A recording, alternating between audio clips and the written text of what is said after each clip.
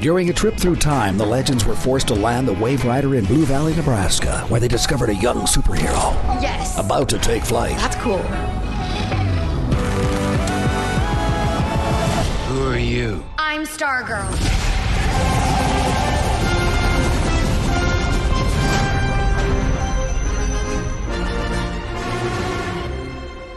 Hello, Legendaires. Welcome back to Tomorrow's Legends. We are covering the first season of Stargirl, and we are on episode 13, the season 1 finale, called Stars and Stripes Part 2. I am the Flash. And I'm Harley Quinn. And now, here are your hosts, the Scarlet Speedster himself, the Flash, and the Maid of Mischief, Harley Quinn. Hello, Legends. Hey, look who's with us for the finale. Hey, Gideon's back. I think she's finally fully repaired and ready to go. Is that right, Gideon? Yes, Captain. Good. So, Hey. Good timing. Are we going to stay in Blue Valley, though? Are we going to stick around? Or are we just going to take off on some time-traveling adventures and come back in, about a year? That sounds about right. Honestly, what I'm hoping is that we don't have to truly time travel and juggle Legends with Stargirl at the same time. Yeah, because do we know when Legends is coming back? We've got some news. We've got some news. All right, let's do some news. Woohoo! We interrupt this podcast for a special report. What you got for us? All right, so I wrote this out of order, so I'm going to go with the second thing I wrote, and then we'll go back to the first. But since we were talking about news of when season 6 is going to come out, it's looking right now at about some point between April and June 2021. It should, in theory, be alongside Supergirl. So if we start to see rumors of Supergirl, but not necessarily of Legends, that, could be an indicator of, kind of our timing as well. So that's what I've heard right now. Okay. So roughly April or June. I mean, yeah, I guess I wonder. It seems like because they had Stargirl separately, completely apart from all of their shows, I can't see them wanting to throw it in the mix with everything. They want to spread the viewers out over the course of the year. So that's what I'm hoping for. So yeah. I haven't heard specific news on when season 2 is going to start filming or premiere. We have other news about season 2 that we'll get into in a minute. Mm-hmm. But yeah, I haven't heard anything about it yet. So yes, I agree with you. I'm hopeful that we'll be able to have our Legends run, and just like we did this year, we'll be able to just sideswipe right into Stargirl. Just head back to Blue Valley, park ourselves for a little bit. Yeah. So that could time out good. So we could have like a spring-summer podcast series. Yeah, it could be pretty cool. So good. I'm hopeful that we'll be able to do that. But that throws us right off because we're so used to coming back in the fall and doing a fall to Christmas kind of thing. And now we've got nothing, I guess. That's where our season 2 rewatch and ideas like that will come into play. But we'll get to that later. Yeah, absolutely. This past year we came back late. We didn't come back until after Crisis, if you recall, which was super late because we were used to coming back in the fall, except for that first season. So this because everything's been shifted and we're the quote mid-season show, that means we've just been shifted right on down. So I think they're expecting Flash and a couple other shows to come back in January, February timeframe. Right. And then that means we won't come back until April, June. Right. As usual. Yeah. All right. Well, what else do you have for us? All right. So another quick note on Legends news. It's been posted on our Facebook group, but there's been some information released that Olivia Swan, who plays Astra, has been promoted to a series regular for season 6 out of the blue. I saw this post on Facebook, and I think we were going at it there's a few of us in there quite not understanding, and the only word in response I have is why? Why Astra? There's been no fan cry out for more of her. She wasn't part of any discussion. She's not in any social media interest. I don't see fans talking about her the way they do about Sarah or Nate or anybody like that. And then they actually ended her story all neat and tidy. She's done. Goodbye. See you never. I don't get why she's coming back. I don't disagree with anything that you're saying. I don't understand like why they're bringing her back. I think I became a bit of an Astra apologist over the course of the season. I actually kind of liked her character and the fact that they redeemed her a little bit, and I enjoyed her stuff. I think she's a phenomenal actress. Like, I absolutely love Olivia Swan. Like, I think she's great. But I agree with you. The way that she was written, really did look like her arc was wrapped up in a neat and tidy bow. So I don't fully understand that exactly. But well, she's filling a spot that other cool characters could have, because we're losing people. So why not fill it with another cool superhero of some kind? I mean, we got to go rescue Sarah. So, yes. And we're supposed to be bringing somebody in that's had experience with alien abduction before to help solve the mystery of where she went. So who's that going to be? Like, I don't want to have a bloated cast again and nobody's getting the screen time. So we got rid of the useless people. Don't bring one of them back. Come on. I know. I understand. Yeah, that's always the fear, is that the cast gets too big. So, all right. How about some Stargirl news? Since we're talking about Stargirl one last time this season, what do you got for us on that? All right, Stargirl news. So this is super exciting. I was very encouraged by this. There was an article that was released that the creative team behind Stargirl will remain the same, and they're going to continue to film in Atlanta. So, very excited. Yeah. That's a lot of not changes happening. So that's good. Exactly. So I have a kind of a cool quote from Jeff Johns himself that I pulled out of the article that broke on comicbook.com. And he says, I quote, "Listen, we have an amazing team, an amazing cast, amazing writers, and we're going to deliver the best show possible," Johns told TV Line, adding that the show will remain in Atlanta. "Our goal is to deliver a show that is cinematic and different than all the other shows and is of the utmost quality. And we have a lot of talented people to do that. The pacing, the tone, the world. We've already established that, and we have the best VFX house. They're not going anywhere." So, straight from the creator himself. And we all know Stargirl is near and dear to his heart. So, yeah. That's great. That's just fantastic to hear that he's going to stick by it and keep the team together. That's good news. Yes, I agree. And so I'm excited that they're going to continue filming in Atlanta. The article also confirmed Black Lightning does film here, so I was right. And another CW show called Legacies actually films here. So supposedly when Supergirl actually moved from CBS to the CW, they moved them up to Vancouver because they had originally been filming in LA. Yeah. LA is a lot more expensive. So as I suspected, filming in Atlanta I know it's significantly cheaper than trying to film out in California or even in New York. So that's why I was very hopeful that they would continue filming down here.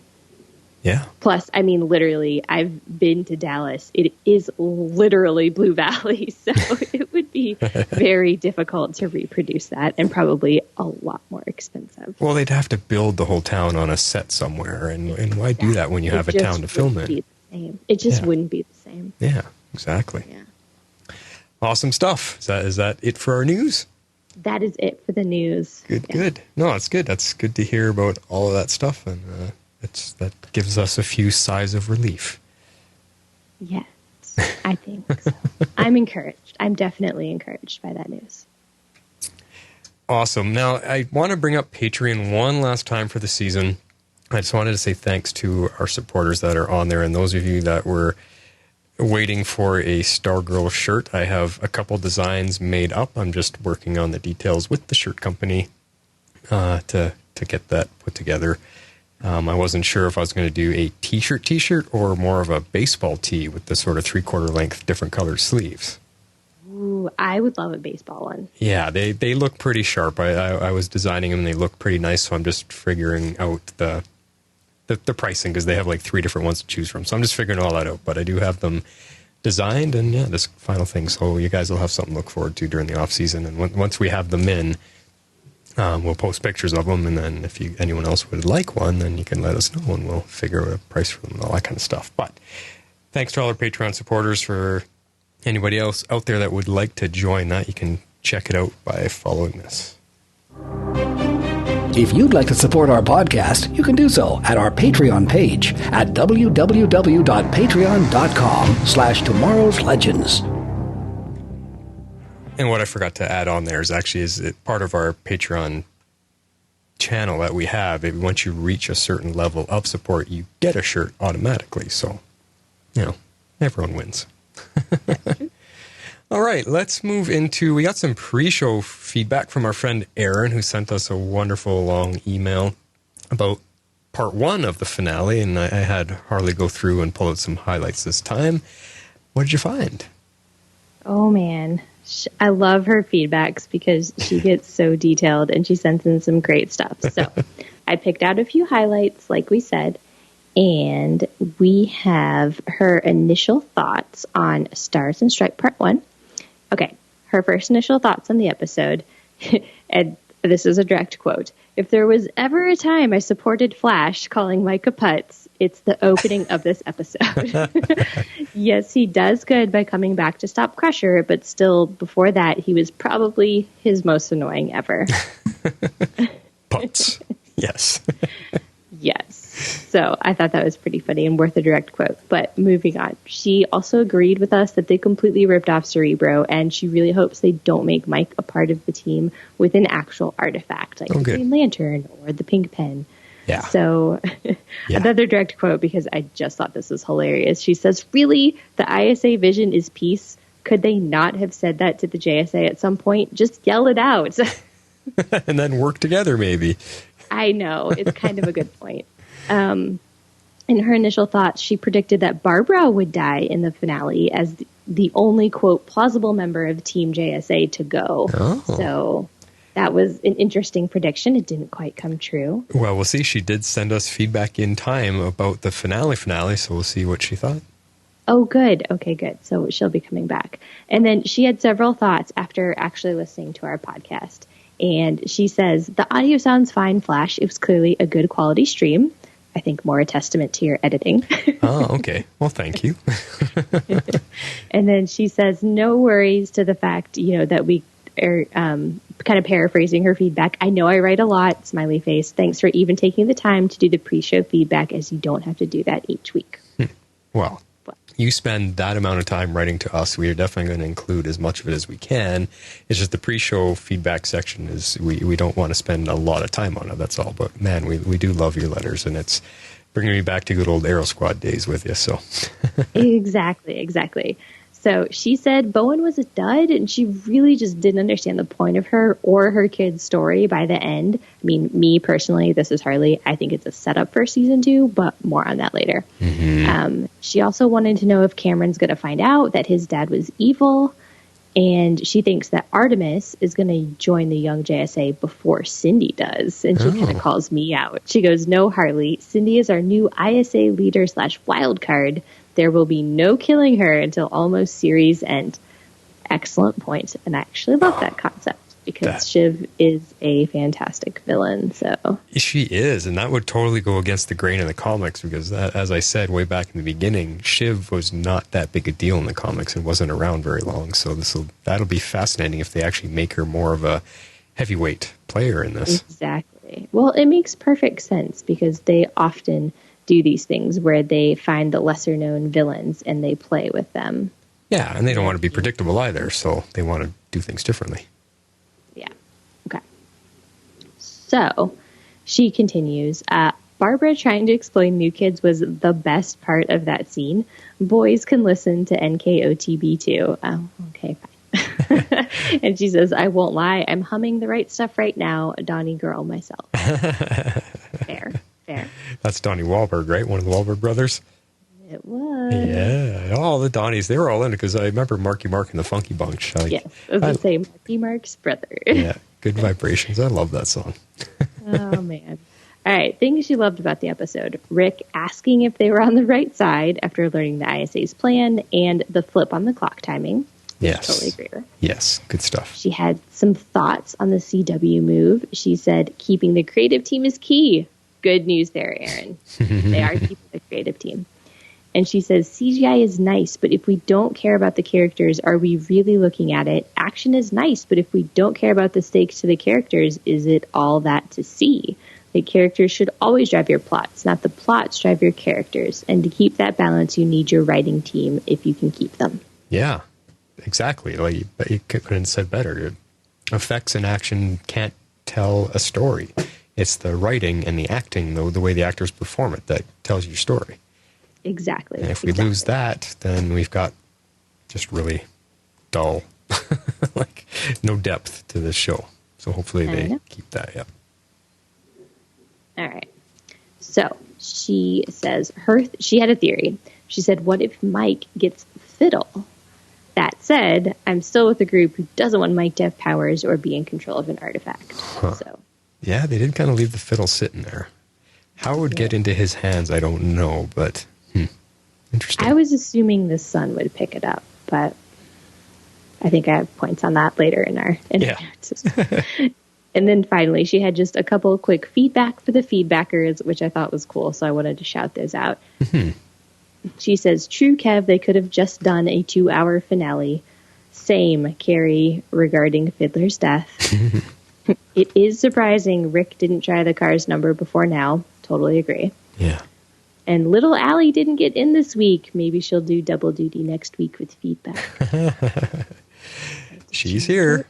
Yep. Yay. Everybody's here. We got some massive feedback tonight. So buckle up, guys. Sit in. This is going to be a long one. But, I mean, you know what? You're not going to hear from us for quite a few months. So maybe a double length episode probably tonight, looking at what we got to talk about. Yeah, we've got a lot going on. That is for sure. So it's going to be a long one. Buckle in. But like Flash said, we're probably going to take a little bit of a break before we come back. So. Yeah.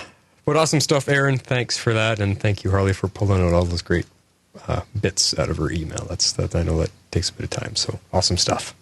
Oh, yeah, it was great stuff. And I just kept pulling and pulling because there was so much good stuff. So probably a little longer for a pre-show, but it was still really good stuff. So. Totally. Well, let's get into our general impressions of the show, but I'm going to play this just for fun. Meanwhile, at the Hall of Justice. Yes. I totally forgot I had that in there. So meanwhile, Harley's impression and rating. All right. I gave our season 1 finale 8 never-ending stories. I mean, it was good, but wow, the post-credit scenes were numerous and surprising, and not exactly post-credit, but you know what I mean, the kind of the feel of the post-credits. Mm-hmm. So I found this surprising. We still have quite the cast of villains for next season. I started tracking it, and we will get to this in our discussion points, but there are several villains still on the board. I was quite surprised by that. I was also incredibly surprised by the fact that Starman is alive. What?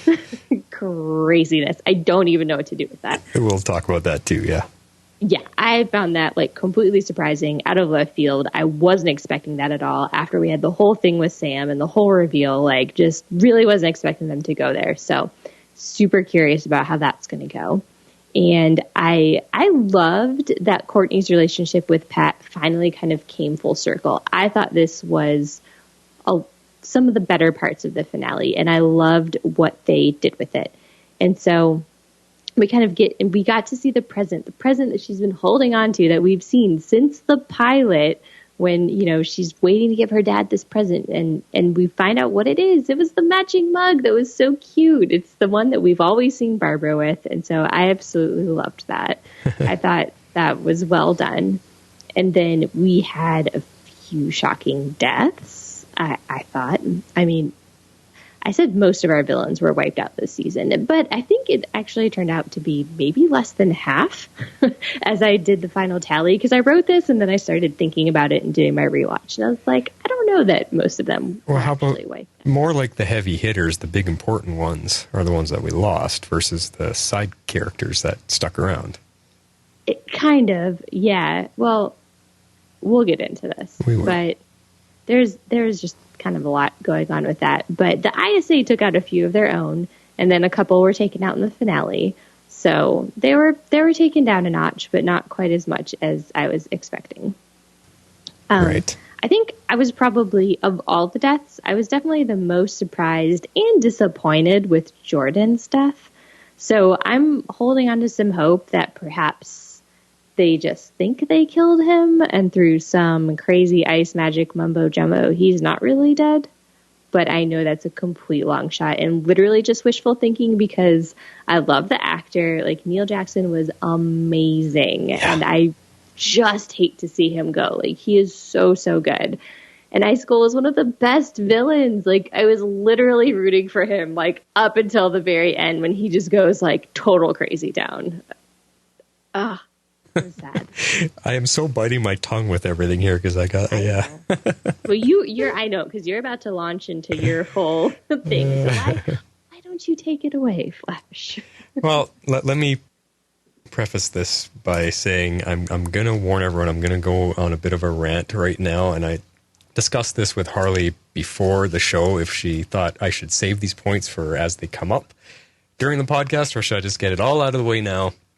And that's what we decided on, because there's a lot of things I was not happy with about this one, and but just hear me out, guys. Listen to my points, and don't get all frustrated with me. This is supposed to be a safe place, so I'm going to express my opinion here.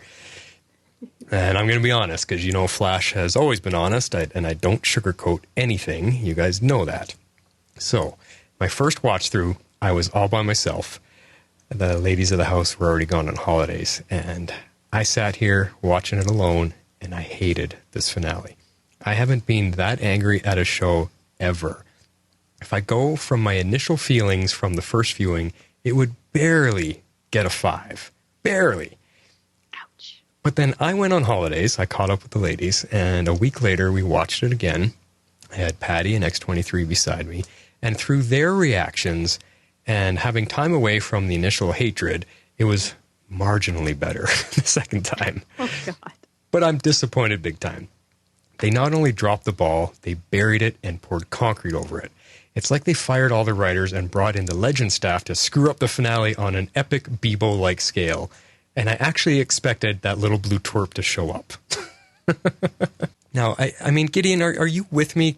Because if I handed the reins to you to write this season finale, you would do better than this, right? I can do better than that, Captain. Yeah, see, at least Gideon's with me on this. At least someone's with you. That's hilarious. So let's get out of the way all the things that drove me through the roof, and then we can actually discuss the show and what came out of it. And, there's a few things we can discuss for sure. So number 1, totally chickening out and not having S.T.R.I.P.E actually punch Courtney. What a bunch of cowards. He should have taken her down a peg and landed a few shots in, which would have dramatically increased the emotion and payoff of her getting through to him. Instead of the overused 1,000 times, love conquers all and can break through any type of control trope that's gagging me so much I thought I had the remote in my mouth.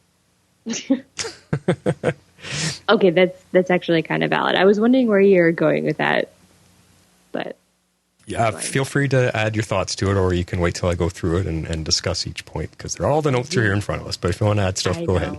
Oh, you've got too many for me to get into it in detail. But I'm giving you point 1. Okay, actually, you got me around. I'm giving you point 1. Point 2.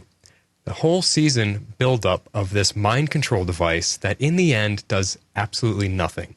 Nothing happened other than a town of people drooling on themselves as they stared at the sky. No chaos, no confusion, no change to show us why this device was so bad to begin with. Nothing happened. Big deal. Whatever. A couple people died. Regular bystanders? The principal or the teacher or whoever he was at the school, he died. Yes. Yeah, you're right. A couple of people that fought and you could see their ears bleeding and stuff. But I'm okay, yeah, I'll give you that. But I was saying more like I expected him to start sending out directions and seeing the town and maybe other parts of the country start to be under their control, and they're following orders because he's reprogramming them. That's kind of what I expected to see something come of it, but nothing came of it. Instead of like the blank reprogramming. So yeah, because they ended up stopping it before it took effect. I see what you're saying. Okay. So yeah. All right. That's a smaller one. Point number 3. The finale was only 40 minutes. It was like 40 minutes and 12 seconds. And they, yeah, it was the shortest episode of the entire season. You can look at, if you look at the file, it's 40 minutes and 12 seconds. It's ridiculously short. And then they wasted about 7 minutes of that, or maybe even more, on the ending musical montage and goodbye/Christmas scenes. Talk about rushing everything. A full season of great story writing and setup crunched down to a half-hour rush job of not knowing how to end things with impact. They shouldn't have split this up. I agree. Yeah, way too fast. Everything went through. It was over and done, lickety-split, too easy, and we'll get more into that. Point number 4, Dragon King. Absolutely no payoff for his shrouded in mystery villain. No answers to his past, no reveal of his face again and what he can do. Absolutely nothing shown to us as to why he's worth worrying about since he was introduced. Complete waste of our time, even hoping to find out more after raising our interest in his cool story possibilities. Not even letting Justin take him down so his quest can be completed. You not only robbed us of that sweet victory, but you robbed poor Justin too. That was a big disappointment. Yeah, that he didn't end up slaying his dragon. Yeah. That's a double point. Like, I'm disappointed that poor Justin didn't get to finish his quest, and I'm disappointed that they built Dragon King up to be this really mysterious, cool villain with a massive past and a connection to Justin. And we'll talk a little bit more about that, but they basically gave us nothing, and I know you'll appreciate this, Harley, because they built Dragon King up, and they gave us no answers, and it makes me think of this. Explain nothing! Explain nothing! Yes! Yes. Am I right? See? If there was ever a time to bring that back, yes. Oh my gosh. Yes. Yes. We'll get more to Dragon King again later, but yeah. Anyway, next point. If only just because you use that sound effect. I'll let you have it. Sorry, you can go on to your next point. Oh. I got you. Point number 5. The whole fight sequence. Nothing wrong with how it looked. The choreography, the action, that was all amazing stuff because this show has pieced together some of the best action out of all the DC Universe shows. But you're trying to sell me the total bull that in basically a day or two in Showtime, after just getting their asses handed to them over and over, a noob team of teenagers can suddenly stand toe-to-toe with the same villains that not only beat but killed a full team of JSA members that were well-trained and fully experienced adult heroes, and then actually win in a matter of a few minutes? I don't think so. I'm not buying that other crap.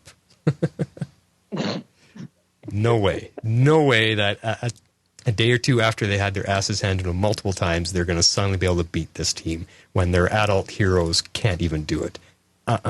No way. Not this inexperienced group of noobs. This fight should have ended Empire Strikes Back style with the bad guys winning and our good guys on their butts basically and licking their wounds. We'll get more into that later.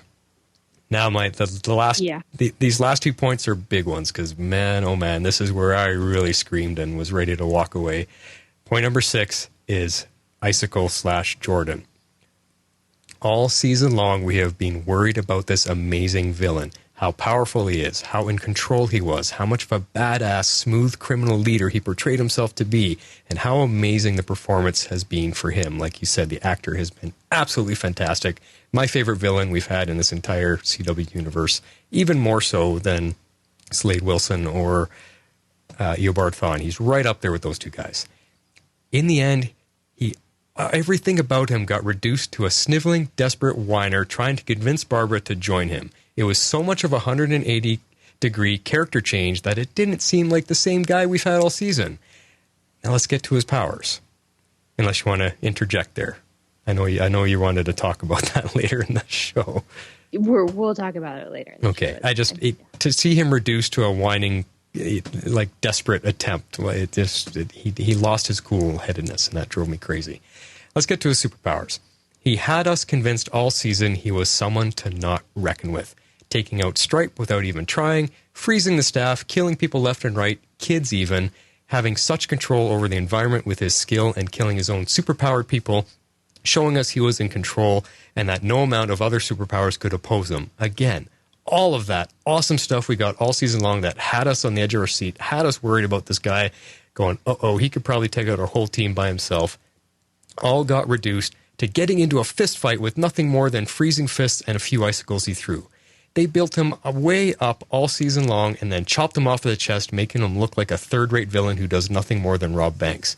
And don't even get me started on how they killed him with Mike hitting him in the truck. We'll get to that, but don't get me started right now, because he should have taken that entire team out just by simply freezing the room, doing whatever he needed to do. It was absolutely ridiculous that he was reduced to just free. You could see it. All he did was freeze his fists, and he was swinging them like a wild man.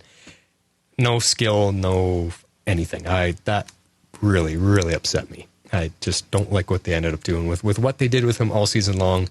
This was not the same Jordan that we had for 12 episodes. I'm really, really bothered by what they did with him. I agree with that, and I know we're going to discuss this more later, but just as a quick counter, I will say I think Barbara was his kryptonite, and that she slowly unraveled him. And that's a valid point, and I know we're going to talk about Barbara's effect on him. That's coming up later, so I'm just upset with what they did end up doing with him. And the fact that he's even dead, which we'll talk about, but the fact that he's even dead drives me absolutely crazy. This was a villain that could last the entire series, I thought. Whether they beat him and he disappears and he comes back later with a new team, or his powers grow, maybe he does something to enhance his abilities. I don't know. He was just way too good. The actor was way too phenomenal to write him off in this way, in this cheap, hokey way, by being hit by a truck driven by a kid that was way too young to be driving. Absolutely ridiculous. Anyway, let's get to my last point, because this one is the worst. And for this one, I am playing Form of water. because it is my biggest peeve, absolute biggest peeve and piss off. The total and utter failure this finale has was what they did with Brainwave. All season long, he was built up even more so than Jordan to be probably the most powerful of the ISA. Especially in the last few episodes, it solidified in our minds how dangerous he was, how powerful he was, and convinced us that he could probably take out the whole team on his own without even breaking a sweat. And all you can come up with, you crazy writers, I swear it's the Legends Bebo writers, all you could come up with is to have him do a face swap trick to try and fool one kid, only to be outwitted by her in the smarts game and get your throat slashed. Are you freaking kidding me? Are you kidding me? Brainwave was easily the most powerful and to be feared villain on the show, and should have walked in there, grabbed them all by their brainstems and melted their minds, or at the very least have them fight each other, knock them out with a mind blast, or paralyze them all where they can't even move, and then watch as one by one they go down by whatever the zombie guys, I don't know, anything but what they did. That was cheap, poorly written, chokingly executed, and one of the biggest letdowns I've ever seen on a show. Writers, you totally copped out, totally ran with tails between your legs crying for mommy, and delivered one of the worst finales any Arrowverse show has ever had. And for that, it's barely getting a 6, and that's being generous. That's my rant. What do I'm curious if you agree with me on Brainwave. Yes and no. I agree that I think what they did was they made sure to take out the most superpowered villains. The way in which they did that, I think, can clearly be debated as to whether or not it was believable, whether or not it made sense, and all of that. I think with Brainwave, it was a little bit confusing as to why they went the face swap kind of route. I didn't quite get that, and I actually was completely fooled. I feel like I think that was more of a, for the audience, like they wanted us to think that maybe Henry Jr. had somehow survived. Yeah, well, and that's the point we're going to talk about during our discussion, but that,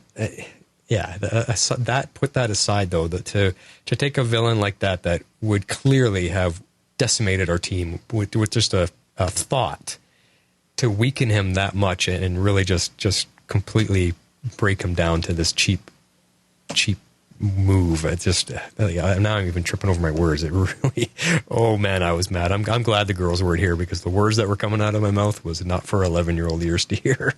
Oh, dear. It was upsetting. But anyway, that's my thoughts, and I'm wondering how many of our listeners are going to be with me on that. I'll be curious to see if anyone does agree with some of those points. And feel free to send in post-show feedback just to discuss with us or whatever. It'd be great to see. Now, I don't want to leave it there, though, because there was some good points on this show, some very bright spots within all of that.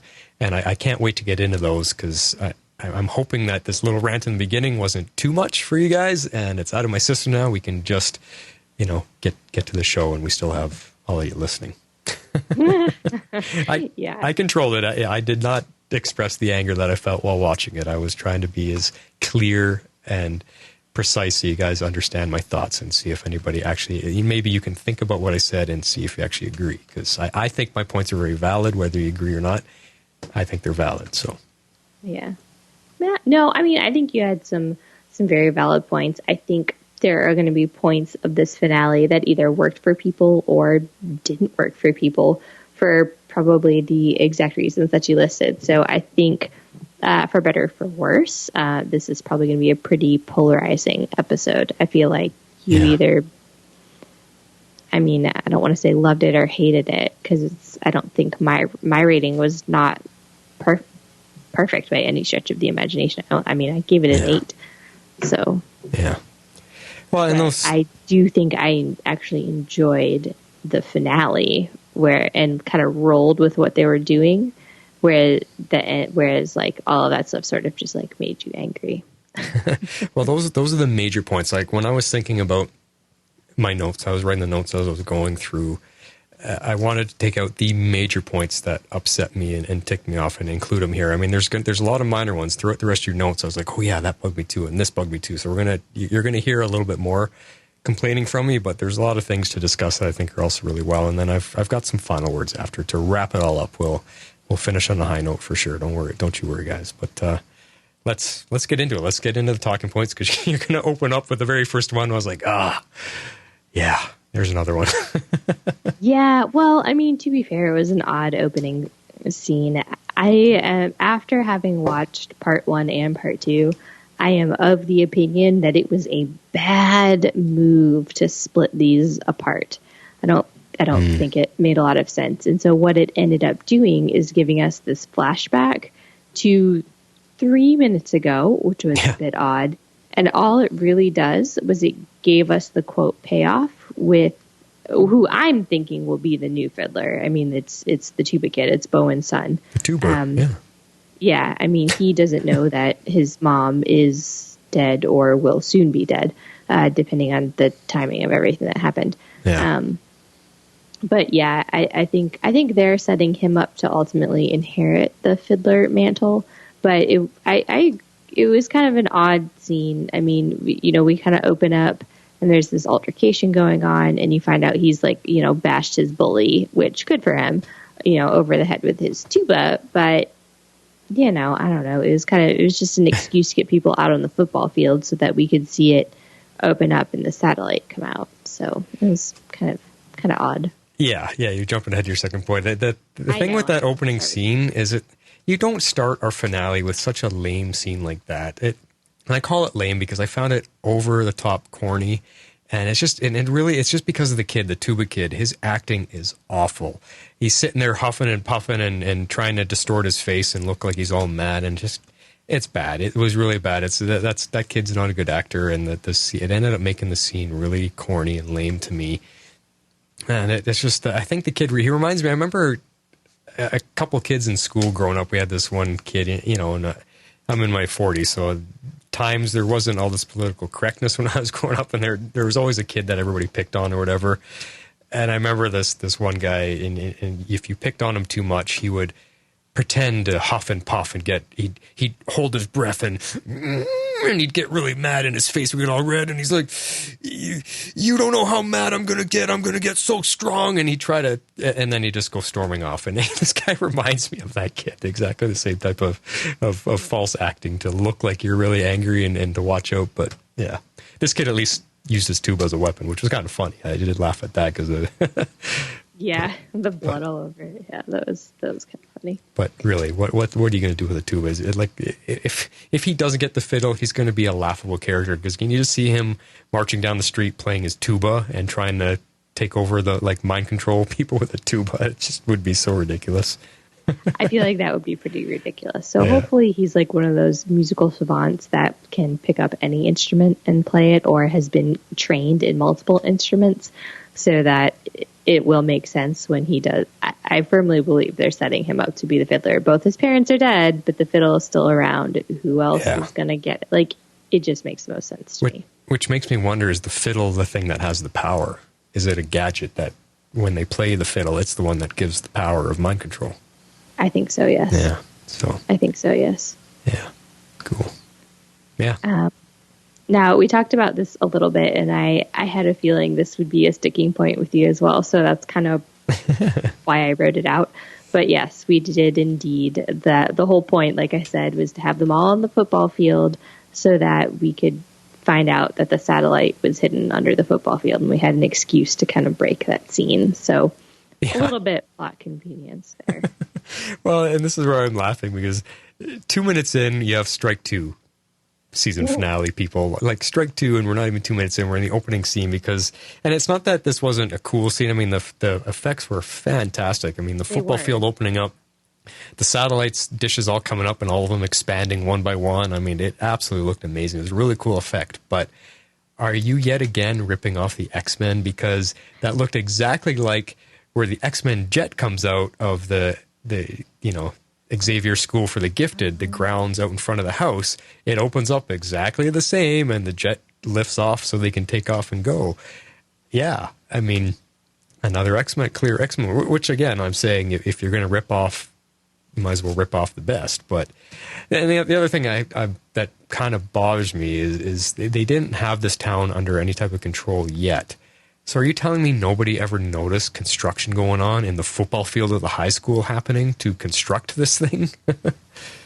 Yeah, I mean, the only counter I have to that is that since they were doing everything underground and in those tunnels, that perhaps that was how they kept some of it hidden. But yeah, at some point they would have had to do something to basically replace the football field with moving platforms. Yeah. Yeah, okay, build the satellite underground, that's fine, but the football field itself, that's a massive retractable, piece of gear there.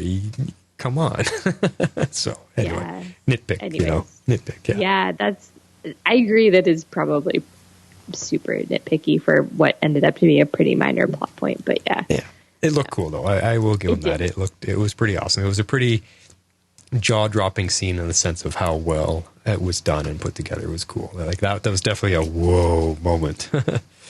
Yeah, I agree. Yeah. I thought it was very cool and very well done. The actual graphics of it was super neat. So I did enjoy seeing that part of it. Now, I thought this scene that we see very quickly here, we see the downtown with everyone kind of frozen in their tracks. And it was kind of cool to see because I liked seeing, just the effect of what happens when the whole town is taken over, and how it's, only the adults, because you get the little girl who ends up interacting with Jordan, trying to figure out what's going on with her dad. But it was also kind of creepy to see all these detailed shots, and especially because I've literally walked down those streets now, and so yeah, it was kind of weird to be I've been there. That's super weird to think of it being filled with people and then frozen in place. So it was cool and creepy at the same time for me. Yeah, I mean it definitely made me think of a few alien abduction movies. Have you ever seen the Skyline films? There's 2 of them. No, I haven't. Okay, it definitely felt like that. Aliens. Oh, with that creepy effect, because in the Skyline films, the UFOs come down and they hover above the cities and they emit this really bright blue light. And if you look at it, you're caught. And you're caught in this trance. And basically you walk towards the UFOs, and when you get close enough, they suck you up. And it's the exact same kind of thing. Everybody's stuck looking in the sky, caught in this trance. So that's what it reminded me of. And then I especially felt for that poor little girl who was just so cute, wanting her dad to be okay. That got to me because she was an irresistibly cute little kid. She was, yeah. So I loved her. I thought that was a nice touch. And I thought it was, interesting to have her be speaking with Jordan, where he's like, but your dad's going to be a better person. And she's like, no, my dad's already a good person. And so that I liked that. I thought that was very innocent and a good touch. Totally. All right. This next point, this is pretty much like exactly what I expected, probably because it's super predictable. And I know this was part of your opening nitpicks. But Pat never punches Courtney. And quite honestly, I never thought he was going to. I was like, she's going to dodge it. He's going to stop in time, like something like that. It turns out she just ends up like, I think, moving out of the way. But what I took away from this scene was I absolutely loved like the speech she gives about acknowledging him as like the only father she really has. I went back and forth on what my favorite scene should be. And I don't think I actually landed on this particular one, or did I? But anyway, this was an amazing scene that I really did enjoy. Still one of them for you. Yeah. Well, we predicted it last week when we were discussing this episode. We were like, you know what? We bet that he's not going to hit her. She's going to jump out of the way or block it with the staff. We totally called it. And like we said, it was predictable and definitely, as I ranted about, a huge letdown. But yes, I will agree with you. The sentiment was beautiful as it highlights what he's been trying to do and what he's been trying to be for her all season long. And that part of it I like. I like it that she acknowledges Pat finally. It's just this whole scene was poorly executed. That's why it was hard to get into the emotion of that moment for me, because to me it was a tired and true trope that they always use, that love can break through everything. Just listen to me, Pat. I'm your daughter. You're the dad I always wanted. Come on. And, he's sitting there, like he's short-circuiting and struggling with the brain control. I just, come on, gag me. I've seen this a million times. If he had hit her and knocked her out, or, really hurt her by tossing her around a little bit, and then she's able to break through to him, and because he's able to remember everything that was said, and he heard it all, and if he had hit her a few times, and now he realizes, oh my God, I just clobbered my daughter, and that I think would have heightened the emotions so much more. I think that's a fair criticism, actually. Yeah, like I get it. We expected it because it was predictable, and that's not what you would normally do. You wouldn't expect them to clobber her, quote unquote, to use your phrase. Well, I expected it though. You expected what? I expected, even though we predicted that he wouldn't, because the writers have done so much line jumping this season by killing a kid, by killing bad guys, I expected them to be brave enough to do this as well. Hit Courtney, have this confrontation between her and Pat where she's like, no, don't, and he's just beating on her. And then, not only have her, screaming in pain and saying, Pat, it's me, I'm your daughter, have him start to, yes, fritz out a little bit, and she's starting to get through, but then it's not her that breaks through fully. It's him seeing what he's doing to her. Holy crap, I'm punching her with my big-ass robot, and I'm hurting her.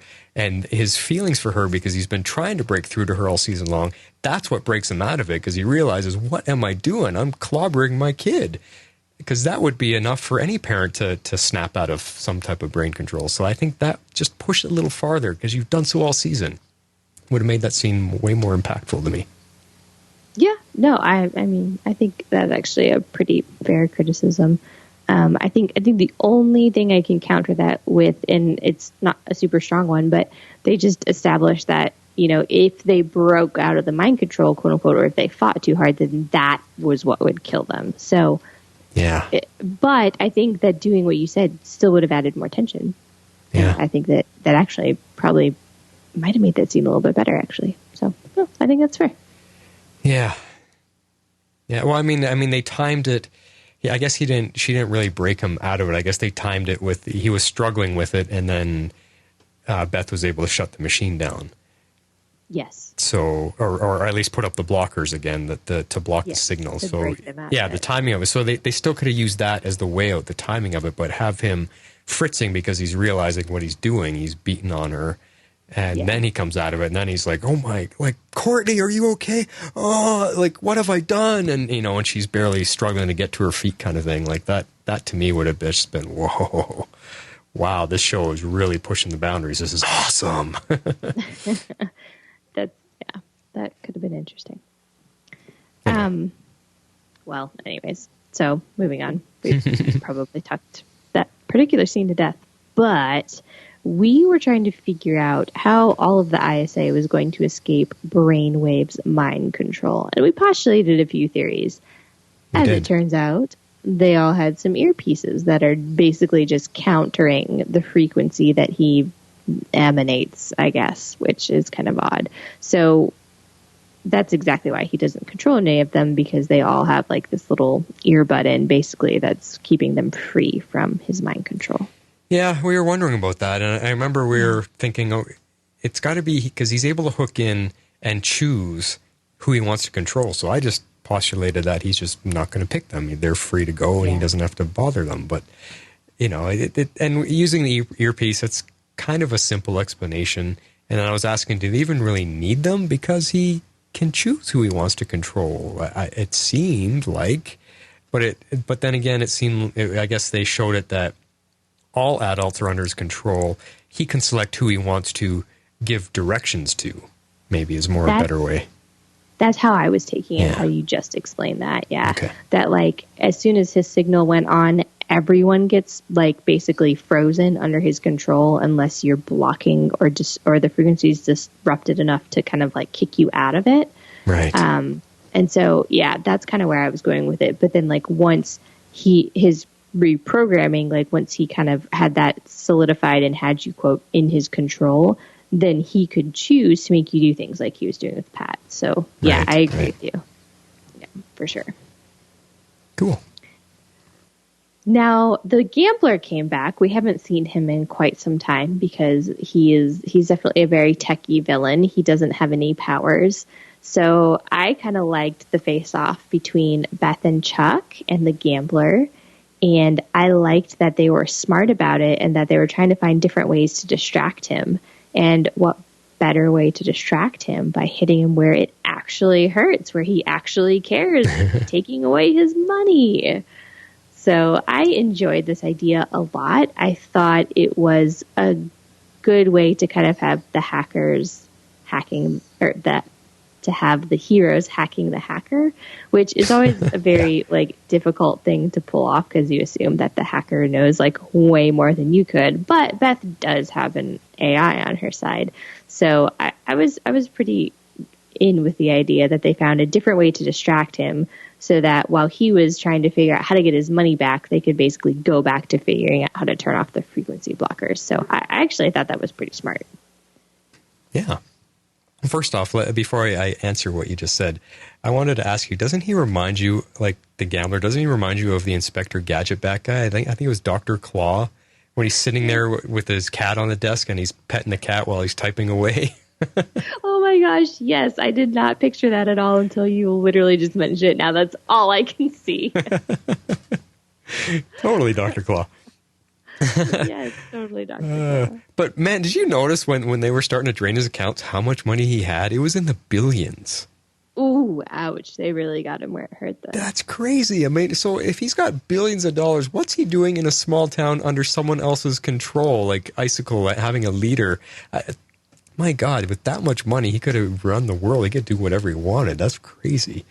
So I don't get it. And, you know, I mean, that's obviously where the bad guy's funding is coming from to build these underground layers and, you know, satellite systems in a football field or whatever. But, yeah, but this, he's bankrolling the whole operation, clearly. Yeah. Now, I was actually pleasantly happy with how Beth handled this scene. I think working with Chuck to outwit him, she had a very smart idea and implemented it on the fly, and it made her actually meaningful and resourceful and of value to the team finally. Yes. No, I agree. I liked these scenes a lot, and their teamwork. It was good. Mm-hmm. It was good. All right, so I'm about to launch into our big fight scenes, the ISA versus the JSA. Okay. Round one. All right. I'll interrupt you along the way. Yeah, so there's going to be a lot of things going on here. So here we go. Let's launch into this. First point. I actually really liked that they were paired off with one another. I feel like that could be super hokey as well. And I kind of agree that it is super hokey as well. But for me, it was just kind of fun to see each of them, quote, taking on their nemesis. So you, of course, had the Shining Knight take on Dragon King. You had Courtney and S.T.R.I.P.E take on Icicle. You have Wildcat take on Tigress. And then you have Our Man take on Sportsmaster. Yeah, and I agree with you. Like the pair-ups make sense, and that they've built it up all season long. They had these little rivalries growing between them. But the point I made in my rant here is that the big fight, these bad guys were taken down way too easily and way too fast. And really, it wasn't even our team. It was when Courtney decided to go help all of her friends, and it was her staff that took them all out. Yes, because I did like that you saw them losing for a while. It a little bit. More. Yeah, a little bit. I mean, they made it kind of even, but it's just the way, again, it's like I was saying, that we saw Sportsmaster be no match, the kids were no match for Sportsmaster. He was just too much for them. So to suddenly be able to stand toe-to-toe with him, and there just wasn't enough time passed, enough training, enough experience in a fight to do that. So I just thought the bad guys went down a little too quickly and a little too easily here, all thanks to Courtney and her staff, which, I mean, I guess she's the star of the show. It makes sense. The staff's got powers. We see what it does later at the satellites. Sure, you start blasting people at that thing, then she could easily turn the tide real quick, as fast as I expected Brainwave to turn the tide for the bad guys. True. So, because those guys can't stand up to a blast from her staff. But yes, it was neat. It was very Marvel, Captain America Civil War-like, with the two teams running to face each other in the middle and have this big epic clash. That's, which is fine. It's a cool setup, and they all, the effect was cool. It looked really neat, but, the execution of everything was a little bit, just too quick and easy. I know, yeah. I feel like with the time that they ended up having, they probably could have drawn this out maybe a little bit more without it being too much. But, well, yeah. Get rid of all that ending, because there was a good 7 to 10 minutes of ending sequence stuff that we didn't really need. And we'll talk a little bit more, though, that you could have extended the fight a lot longer and put some purpose behind it. And, make it that edge of seat, don't want to blink and miss anything type of fight scene, because it was over fast. Like in seconds, it was over, so... Yeah, I mean, to your point, they definitely had Legends syndrome, where they kind of rushed the more salient points of the finale, for sure. Yeah. I did feel that as well. But all right, let's go into each pairing, because there are a few points that happened during the fight. Yeah, okay. So while you have, Dragon King and Shining Knight, just when you think the Dragon King finally gains the upper hand and we're about to lose Justin forever, we get an unexpected assist from Cindy, and she kills her father, kind of just like she said she would. Yeah, she lived up to that, I guess. I agree with you. It was unexpected, almost. Yeah. I mean, we saw her door get broken when they were fighting. The sword went in and broke the lock in the door. And when that happened, I knew she was going to do something along those lines of killing her dad or whatever. So it was unexpected at the timing that it happened, but her doing it wasn't unexpected. And it just, like I was saying, it's a shame that move by her wipes out any hope for more Dragon King story, because he had such a cool history that we barely got to touch on, and I wanted to know more about Dragon King and what he's been doing all this. And as a point here, I want to add in, because when Dragon King and Justin first faced off, Dragon King knew him and remembers him, because he had some kind of line in there about, you should go back to where all your friends were. What he made some line in there that he recognized him and knew exactly who he was. And that's the stuff that I'm talking about. They had so much potential story with these two characters alone that we got robbed of. I mean, Justin had a quest with the Dragon King. I would love to have seen that continue to play out through the next season, that the Dragon King is his dragon to slay. And he's, just give Justin something to do, some depth, because he's actually kind of one of my favorite characters. Yeah, he is a really good character. So I'm kind of hopeful that we'll get some more from him next season. And I don't remember if this is a point later on or not. So if it is, I apologize. But yeah, it'll be cool to see if he can track down the rest of the 7 soldiers. Yeah, we come back to that for sure. Okay, cool. Now, we've kind of already talked about this just a tad, but I did like that they finally have come together to kind of work as a team, the JSA have, to take down the ISA. I mean, that's something they've been working towards and needing all season. And you kind of, like you said, you see at the end there, the assist from Courtney, where she's kind of going around and helping everybody out and ultimately freeing up at least one person to kind of move through and continue on towards taking down the satellites until she's able to catch up. So. Yeah, and I mean, we saw the start of that last episode when they were all at the cabin making the plan. That's when the team was finally coming together because they all had their place to play, their role to fill, and so this was the culmination of that. So yeah, I mean, it's cool. They're finally working together, and that gives them a bit of a boost to actually possibly be successful. But yeah, not yet. They shouldn't have been successful this much, this quick. But yeah. I know, but yeah, you needed a win for them for the finale, which is always sort of like a difficult place to be in. You kind of go back and forth with these villains all season long, and then all of a sudden, in the span of an episode, you got to wrap it all up. So yeah, it's definitely a difficult thing to do. No, you Empire Strikes back it up and let the bad guys win. Leave us hanging, leave us hurting, leave us wanting more. For watch the good guys have to regroup and figure out a way. How can we beat these fully grown adult villains that have 40 years of experience to our 3 weeks of it? Like, I mean, that's a good point. All right, so just as our ISA has become mostly beaten, they let Grundy out somehow. But yeah, he came running through the mix. That was pretty interesting. Finally, but who let him out? Did someone flick the switch to open the door? I didn't catch that anywhere. I didn't catch it anywhere either. Who knows? Maybe Jordan let him out. Yeah, maybe, or maybe Brainwave or Dragon King flicked the switch. I don't know, but he took a while to get there. Maybe he broke out eventually because he could hear the fighting going on. But so I saw a lot of complaints about his effects. I think it was on our Facebook page in the comments. People were complaining about the poor quality of the effects.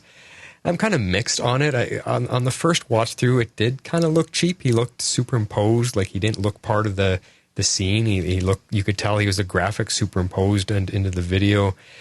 But on the second watch, it wasn't as bad. And I was kind of looking at him. I was watching him really closely the second time through, and it actually made me think kind of along the lines of King Shark or Gorilla Grodd type of idea what they did on the Flash. And I thought, okay, actually he doesn't look that bad. It's probably because they're in dark tunnels and dark areas that the CGI graphics kind of lit up a little bit more, whereas we've seen Grodd and Shark in broad daylight and he looks like he's actually there. So that's what I'm okay with it, what they did. I think he was animated well and he moved really realistically. Even though he looked superimposed, they still animated him well and he looked really, really like a creature. Something's happened to this poor guy. I don't know Grundy's full history, how he became like that, but you can tell that the graphics were well enough done that you could tell this poor guy's been through a lot, and this isn't who he began as, kind of thing. So I was okay with it. Yeah, no, I didn't mind the graphics. I thought it was decently well done, but I wasn't looking at it with like a fine-tooth comb either. So. But I mean, I thought it was kind of fine. And then I liked, kind of S.T.R.I.P.E and Rick kind of teamed up a little bit to take on Grundy so that, Courtney could be freed to follow along with Yolanda, I think. Right. And so, I was kind of surprised when Rick ends up sparing him. I mean, this is a really interesting scene because I thought it made a lot of sense to kind of compare him to an animal. Like he's kind of like a mindless beast, right? Like he doesn't really I feel like he doesn't know exactly what he's doing, not in the sense that you or I know what we're doing, or Icicle knows when he's killing someone, exactly what he's doing, It's a little bit more mindless, automaton, doesn't have, quite the level of intelligence there. And so I thought it showed humanity on Rick's part, really. He has a hard time fighting unless the other person fights back. And so I liked that he wasn't willing to kick the dog while it was down. I thought that showed that, Rick is a bit redeemable, and he does have some humanity left, despite, the fact that he just puts on a show of being angry all the time and wanting to lash out. And I think he wants to lash out for good reason. But I liked that they showed him sparing Grundy in the end. I was surprised by it, but I liked what it did for Rick's character. Yeah, this was actually, to me, the best part of the fight sequence is what I felt and what I thought. S.T.R.I.P.E versus Grundy, the big heavyweights. Because first, it lets Pat get in on the action, because otherwise he's just a big machine standing there. He can't fight all the little guys. So you throw in something that he can handle, another big, slow counter to him. Like, because he's not, S.T.R.I.P.E is not fast moving. And so you counter him with Grundy, it made sense and looked good, and it allowed Pat to get in on the fight. And I like how they traded being in control of the fight, because, Pat was in control for a little bit, and then Grundy took over. And when he did, I was genuinely worried for Pat when Grundy ripped off all the limbs and then the chest cover. And I was like, oh, are they getting rid of Pat this season? Because, wow, that was a moment for sure, and a freaky one that scared me. So that to me was the most heightened part of worry I had in this entire episode, and I loved it. It was a great, like I said, a great back and forth between the two heavyweights. Now, before I jump to Rick's part of the fight, I want to back up to when he was with Yolanda in the hallway, and she's saying to him, because this is a good point to talk about, when she's saying to him not to kill Grundy, and she's going on about all this stuff, and Rick's counter to that, he argues exactly what I often say when I'm debating religion with people and stuff, and I'm sorry to get all religion, but he debates, if God exists, then why does he let bad things happen to good people? And then essentially let the bad guys that do the bad things get away with it and often prosper from it. And that's an argument I always have. So the fact that Rick was, even though he's a little bit of a jerk about it, when he said it, I was like, yeah, I always say that. I always agree with that too, because I struggle with my own beliefs and whatever. So, but all that stuff aside, I just thought, Rick, I'm with you on here. Maybe you're finally starting to become someone I can enjoy watching on screen, at least in that moment. But anyway, so what I agree with his perspective too, with Rick's perspective there, and with his fight scene. Like I thought this was his best scene that he had so far, because not only do we get to actually see him fight well, although granted Grundy was already half beaten by S.T.R.I.P.E, so it was kind of an easy fight for Rick to take over. I think toe to toe, one-on-one, Grundy would still crush him. Mm-hmm. Hands down. But seeing that Grundy isn't really in control, that he is more like a trained animal, kind of like a pit fighting dog, only being let out to fight and then being thrown back in the cage and treated like crap. I think seeing that, Rick acknowledged that, and having the morality to stop hitting him and not kill him was definitely the moment for Rick to grow that we've been waiting for. And that just really turned him around. And by the end of the episode, I was like, finally. Rick's finally part of the team. He's finally a decent member. This was the moment he needed to get over that hump. And we've been waiting, because we've been talking about it. We've been complaining about Rick. Come on. Finally, we got that moment for him. Yeah, I agree. It is definitely the moment we've been waiting for sure. Yeah. So let's launch in. Now, you've talked about this a little bit, but we'll continue going on. Yeah. I'm curious what you think of this part. All right, so Yolanda faces Brainwave. Now, these are very interesting scenes, and I wasn't sure exactly how I felt about it. On the first watch, I was just so shocked that Henry Jr. was there, and I was like, oh my gosh, is he alive? And I was totally distracted by the fact that it was Henry Jr., right? Until, we have, the obvious reveal when she slashes his throat, and I was like, oh my gosh. I was like, oh, it was Brainwave, that whole thing. Mm-hmm. So I'm on the second watch, I decided, I was kind of trying to watch it and think about it, and it was surprising to me that Brainwave would kind of decide to camouflage himself as Henry, kind of like you were saying. So I don't know what the angle is here. Was he planning to get them all together before he kills them? Why not just take them out one by one? I don't know. It was a little bit weird, and I mean, they had me fooled on the first watch. I fell for it. I was like, oh my gosh, Henry Jr.'s back. Wait, how is he back? Oh, I guess that kind of makes sense. And then, when you get the whole reveal, I kind of get it. And so I was trying to think in my head, I'm like, well, how did he even do that in the first place? And the only thing I could come up with was the fact that because he absorbed Henry Jr.'s energy, like he could basically like morph into him.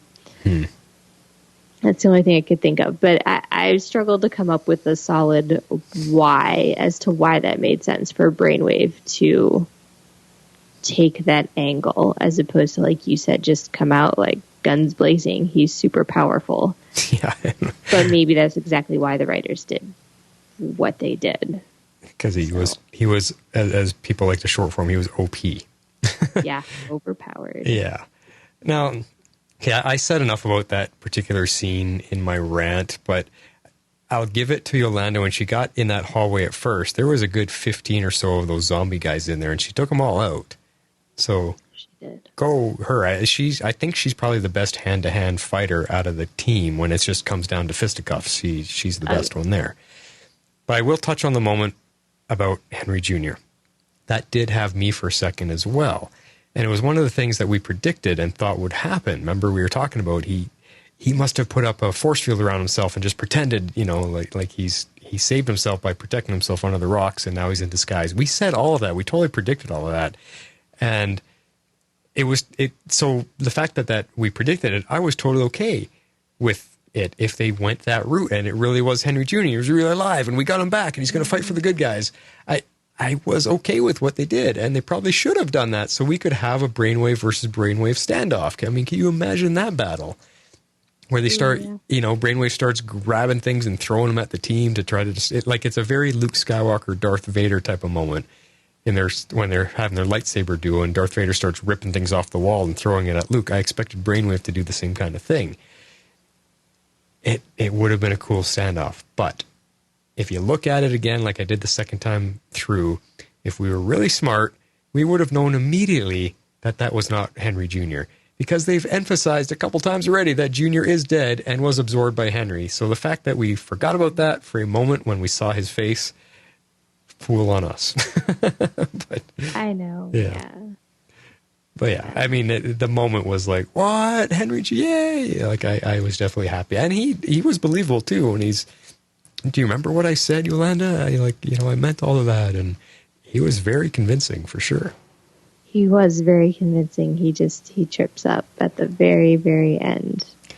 And It wasn't a super obvious one, because I wasn't going with her at first. With Brainwave as powerful as he is, there was nothing for her to pick up on she should not have outsmarted him there. That's why I was so angry. It was absolutely ridiculous that she was able to see through it that easily and get the best of him when he could have just, like I said, melted her brain right there on the spot. It's just really, really dropped the ball and completely cowardly chickened out of that by doing that with Brainwave. It's just,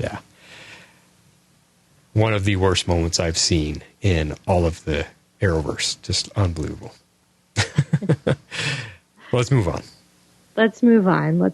All right. So we end up getting, after this scene, Stargirl and the Cosmic Staff get to save the day. Yes. Now, I thought this made a lot of sense. How else were they going to do it? Especially after they're trying to take out Brainwave. But we knew his signal was looped. The Gambler had already kind of looped and amplified that. Mm-hmm. So even though he was taken out, it didn't necessarily stop the reprogramming. So, the only person left that could actually plausibly, in my opinion, without Beth being down there with them, do it was going to be Courtney.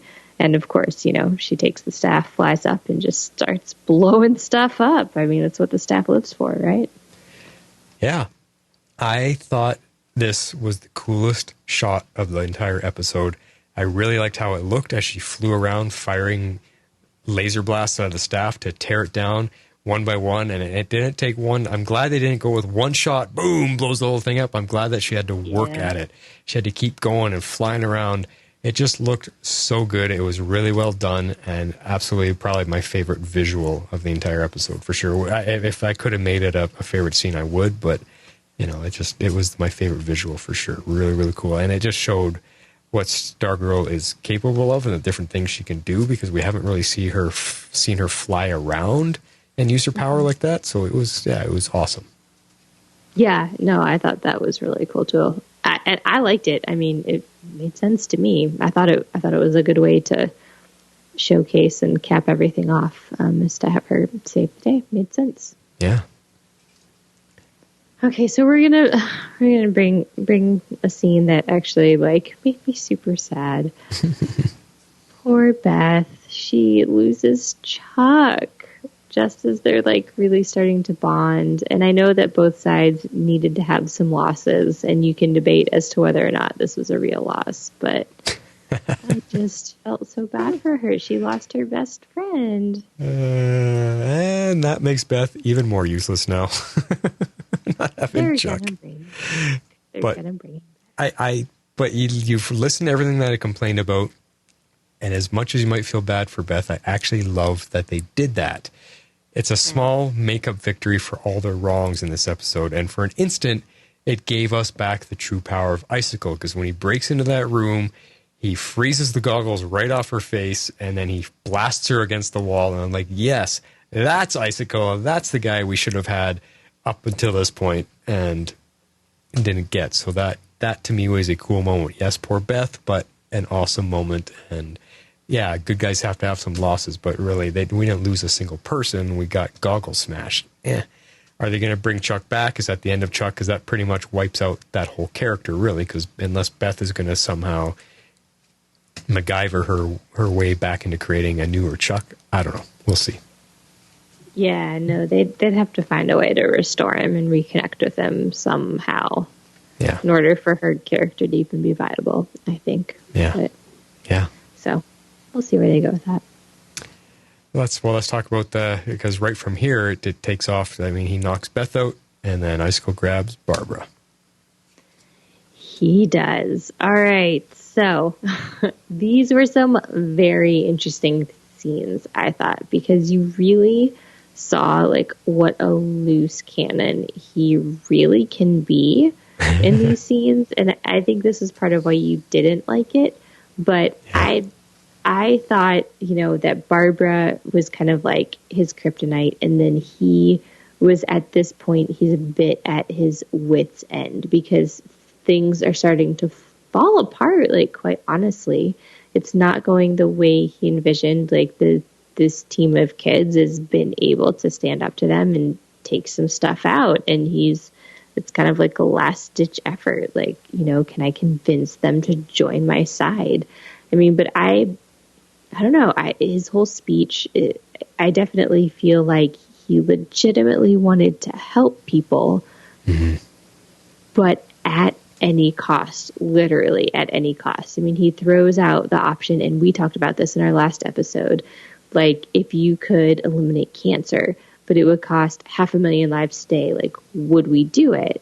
Yeah. And I mean, like that's the answer is like, can you think about it as like how many, if you don't do that, how many more lives does it cost? Like, it's the whole, like, should we have dropped the atom bomb? Like, did we really save millions of lives by ending the war, by devastating a country for decades on end?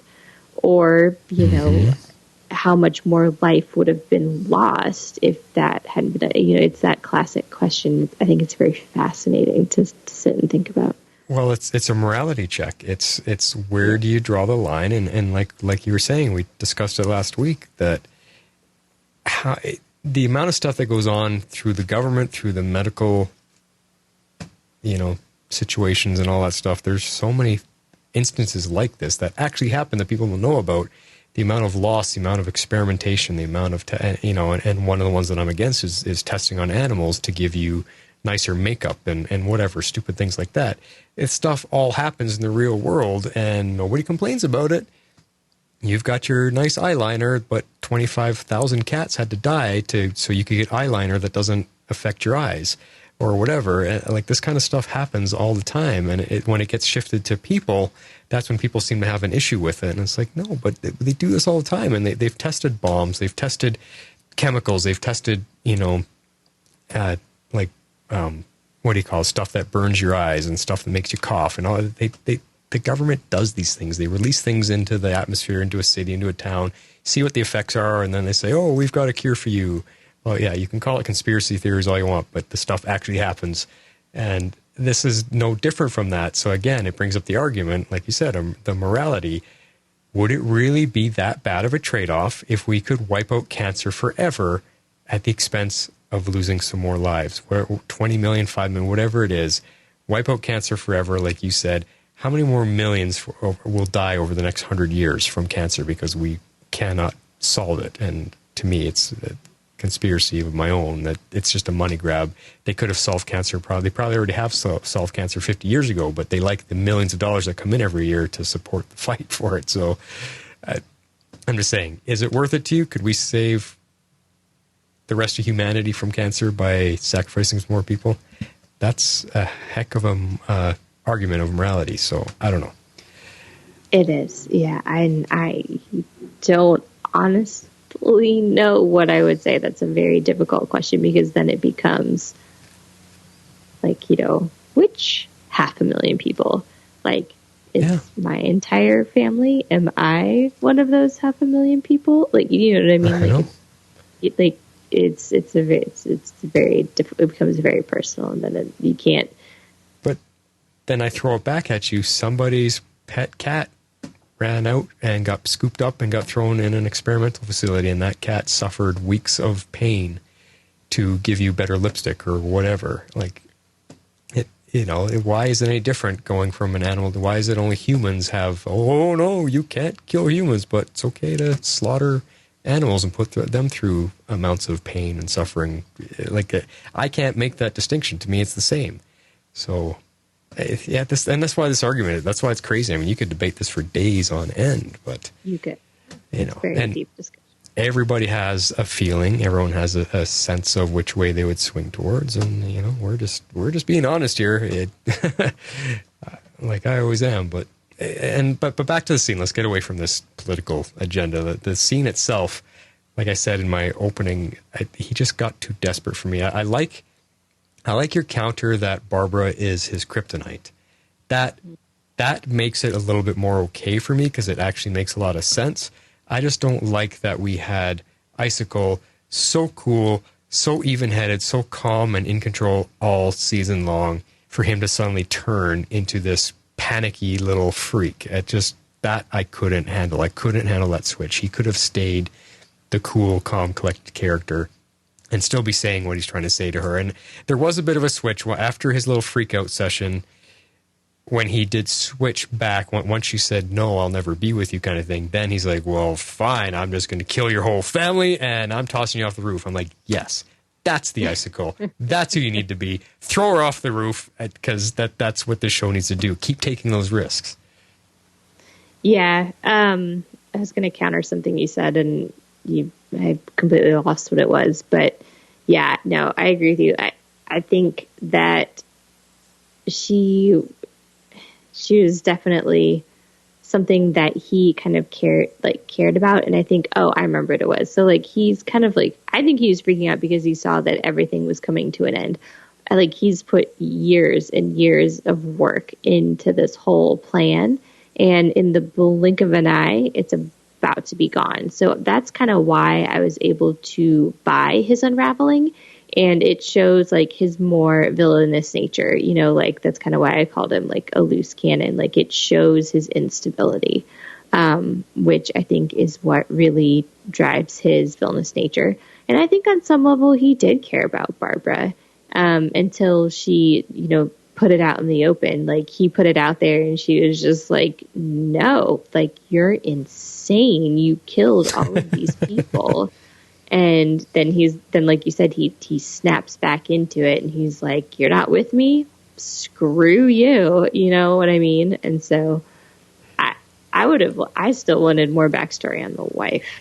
I thought that, because she brings that up, and he's like, you didn't know her. It was like, ooh, that's a sore subject. Yeah. And that's why I love Barbara, but she should have got tossed off the roof, and someone could save her, fine, but she should have got tossed. Take that risk, put us on the edge of our seats, and have us go, oh no, because her being her being reduced, and I think this comes up later, but her being reduced to a damsel in distress just also drove me nuts.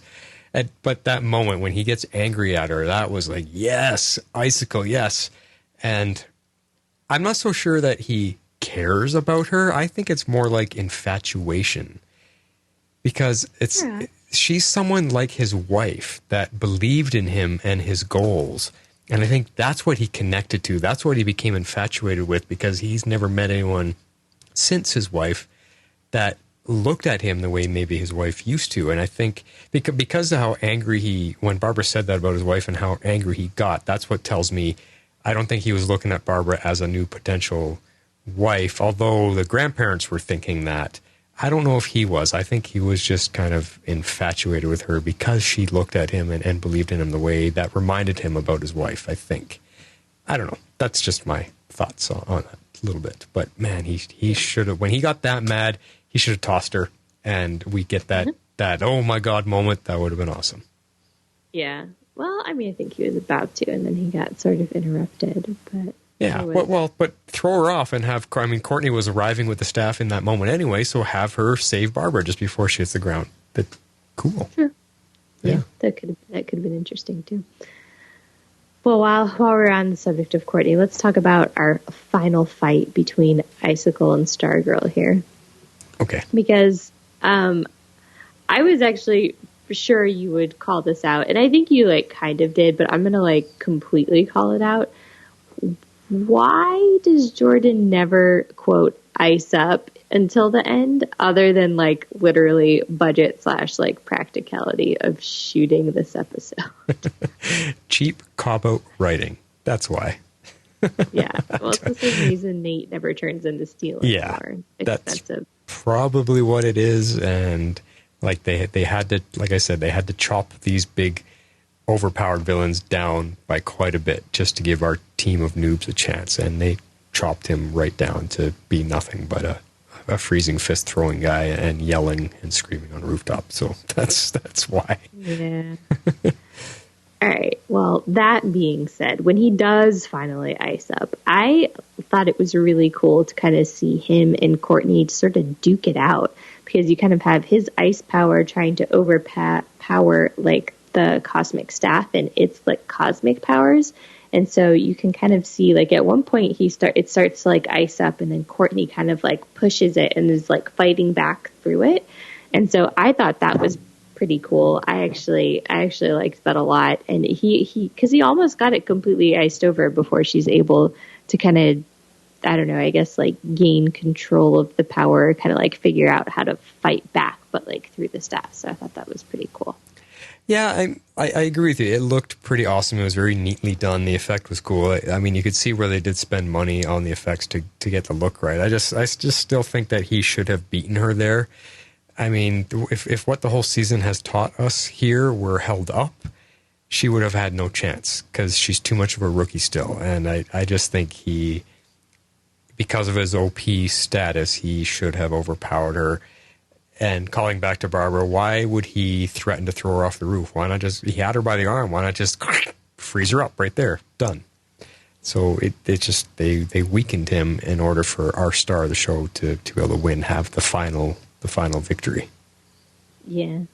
Yeah. You're not wrong. Yeah, there's definitely, I feel in this particular episode, a lot that was done more so for plot convenience, for sure. Mm-hmm.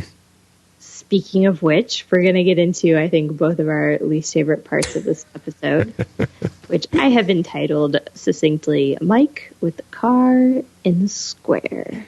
And all I said was, groan. I was so happy he wasn't in this episode at all until that last moment, and I just really? As soon as that happened, I was like, Flash is hating this right now. My God, really? You give him that moment. He shouldn't even be driving a truck. He's 11 years old or whatever old he is. He shouldn't even be able to see over the steering wheel. And yeah, come on, just chat. And then, do I get to join the JSA? Just no. Mike at his annoying best, for sure. All right. Well, we're not going to debate the method too much, but I've got some questions. Yeah, let's get into the meat of that actual scene. Yeah. So my whole point, and I alluded to this earlier, is Jordan really dead? I mean, he's all ice, but would shattering really kill him? Because we've seen him survive like a number of things, and I just find it hard to believe that him being hit by a car is what does him in as Icicle. I was honestly expecting him to be one of the teasers, and he never ended up being one. So what do you think? Jordan dead? You know what? Dead? If you look at that scene again, he wasn't actually fully ice. He was half ice. When he lifts himself up off the street, his face is only half blue. He's half ice in that moment. But what you pose here as an idea is a good thing to think about. And because as we've seen with other characters in movies, that can fall to pieces. Mm-hmm. And if you leave them there, they put themselves back together. And yes. I mean, the most popular one to think about is Terminator 2 with the liquid metal Terminator. When he got melted, first he was frozen with the liquid nitrogen, but it was too close to the metal plant.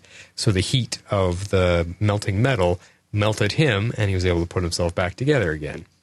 So same idea here. Maybe his ice will all melt. The stuff that got shattered, maybe it'll all melt and it'll form back up into a puddle, and voila, he's back. Because they didn't go check on him. They just left it there. So maybe there's a puddle of water on the street that's going to slowly form back together again. And there he is. And like I was saying, it is unbelievable that the best villain we've ever had in Arrowverse would be killed in that way. To me, it's unacceptable to have him fall so far to be, like I had said, a lowly thug, to be finished off like that is unacceptable and unbelievable. That's how you end the best villain. I don't know. Yeah, I will say that I found that to be disappointing. I was like, oh, okay. Yeah. Yeah. So who knows? Maybe he comes back. Funny, but not great. Maybe he comes back. Maybe they do the Terminator 2 trick and we see him come back, and we'll have to see. Yeah, I don't know about that one. But follow-up question. If Jordan is dead, how does this affect Cameron? So is he going to inherit Daddy's icy powers? Does he join the ISA when he finds out Courtney is technically responsible for his dad's death? What turns Cameron to the dark side? Does anything turn him to the dark side? Well, now we're finally getting to some of the good stuff of this episode, the real meat of the consequences to what happened. And I say, yes, they have made us think that Cameron is so sweet and so innocent. What a great heart-tugging scene that will be when he turns.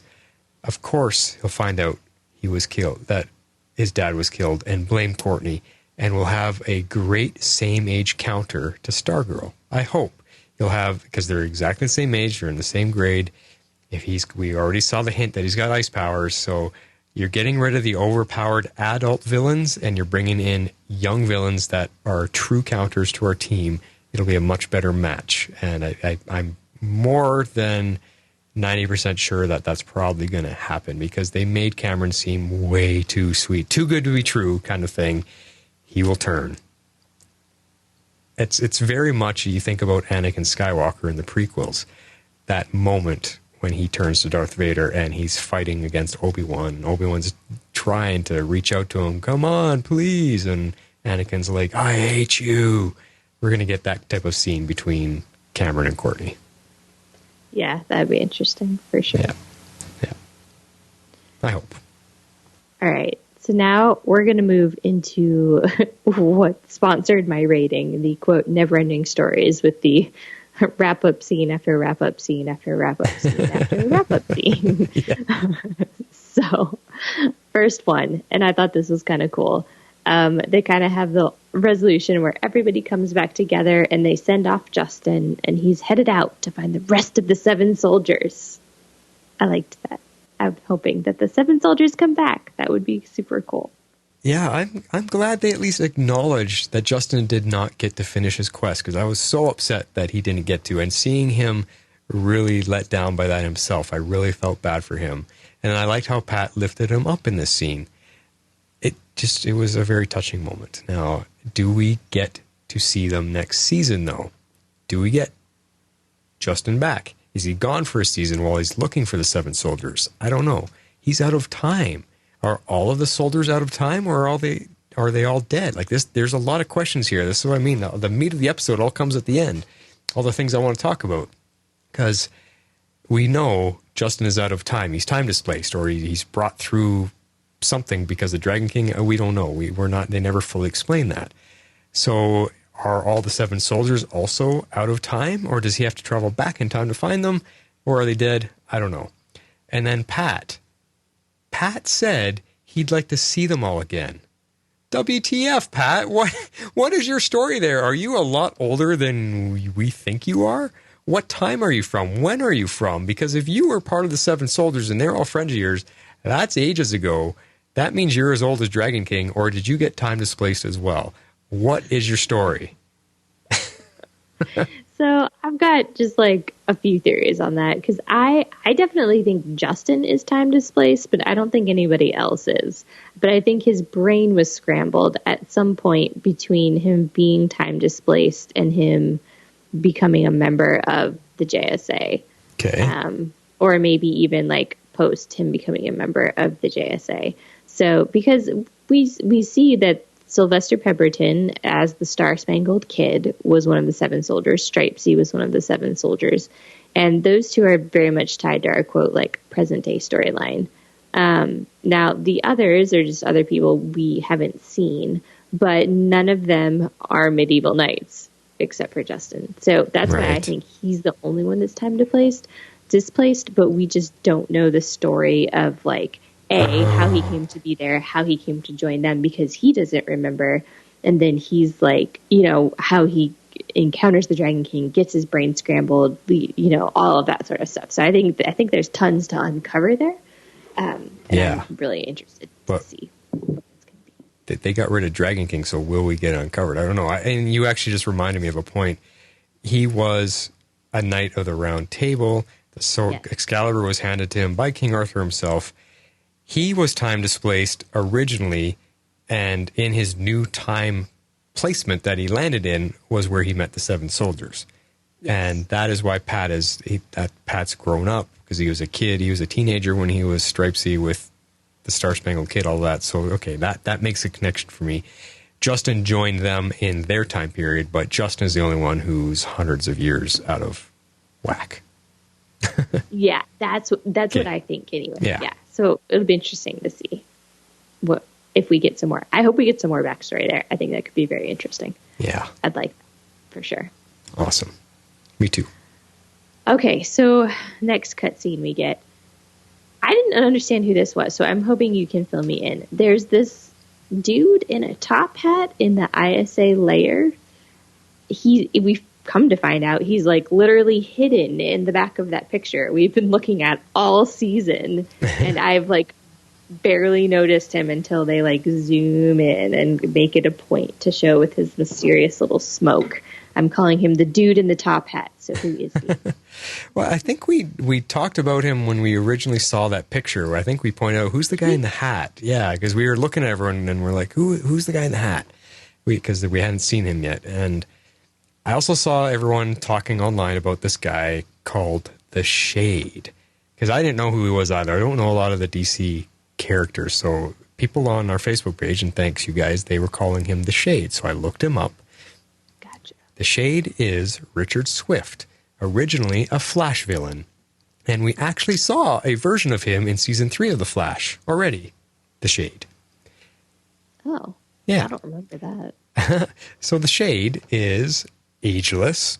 He has virtual immortality. His powers are he can manipulate shadows, causing complete darkness, and can make constructs out of shadows. So think something like Green Lantern, how he can make constructs out of light. The Shade can also make that out of shadows. He can also travel really fast in a short amount of time through the darkness. So that's what he's able to do. I'm sure they'll manipulate that and change that to make it work for the show. He was a member of the ISA as well, but later on after that, he became a mentor to Starman's son, Jack Knight. Interesting. So I'm curious if there's going to be connections like that in this show. We'll have to see. That would be pretty cool. All right, so on to our next villain tease. Cindy holds up a diamond with Eclipso inside. Do you know who Eclipso is?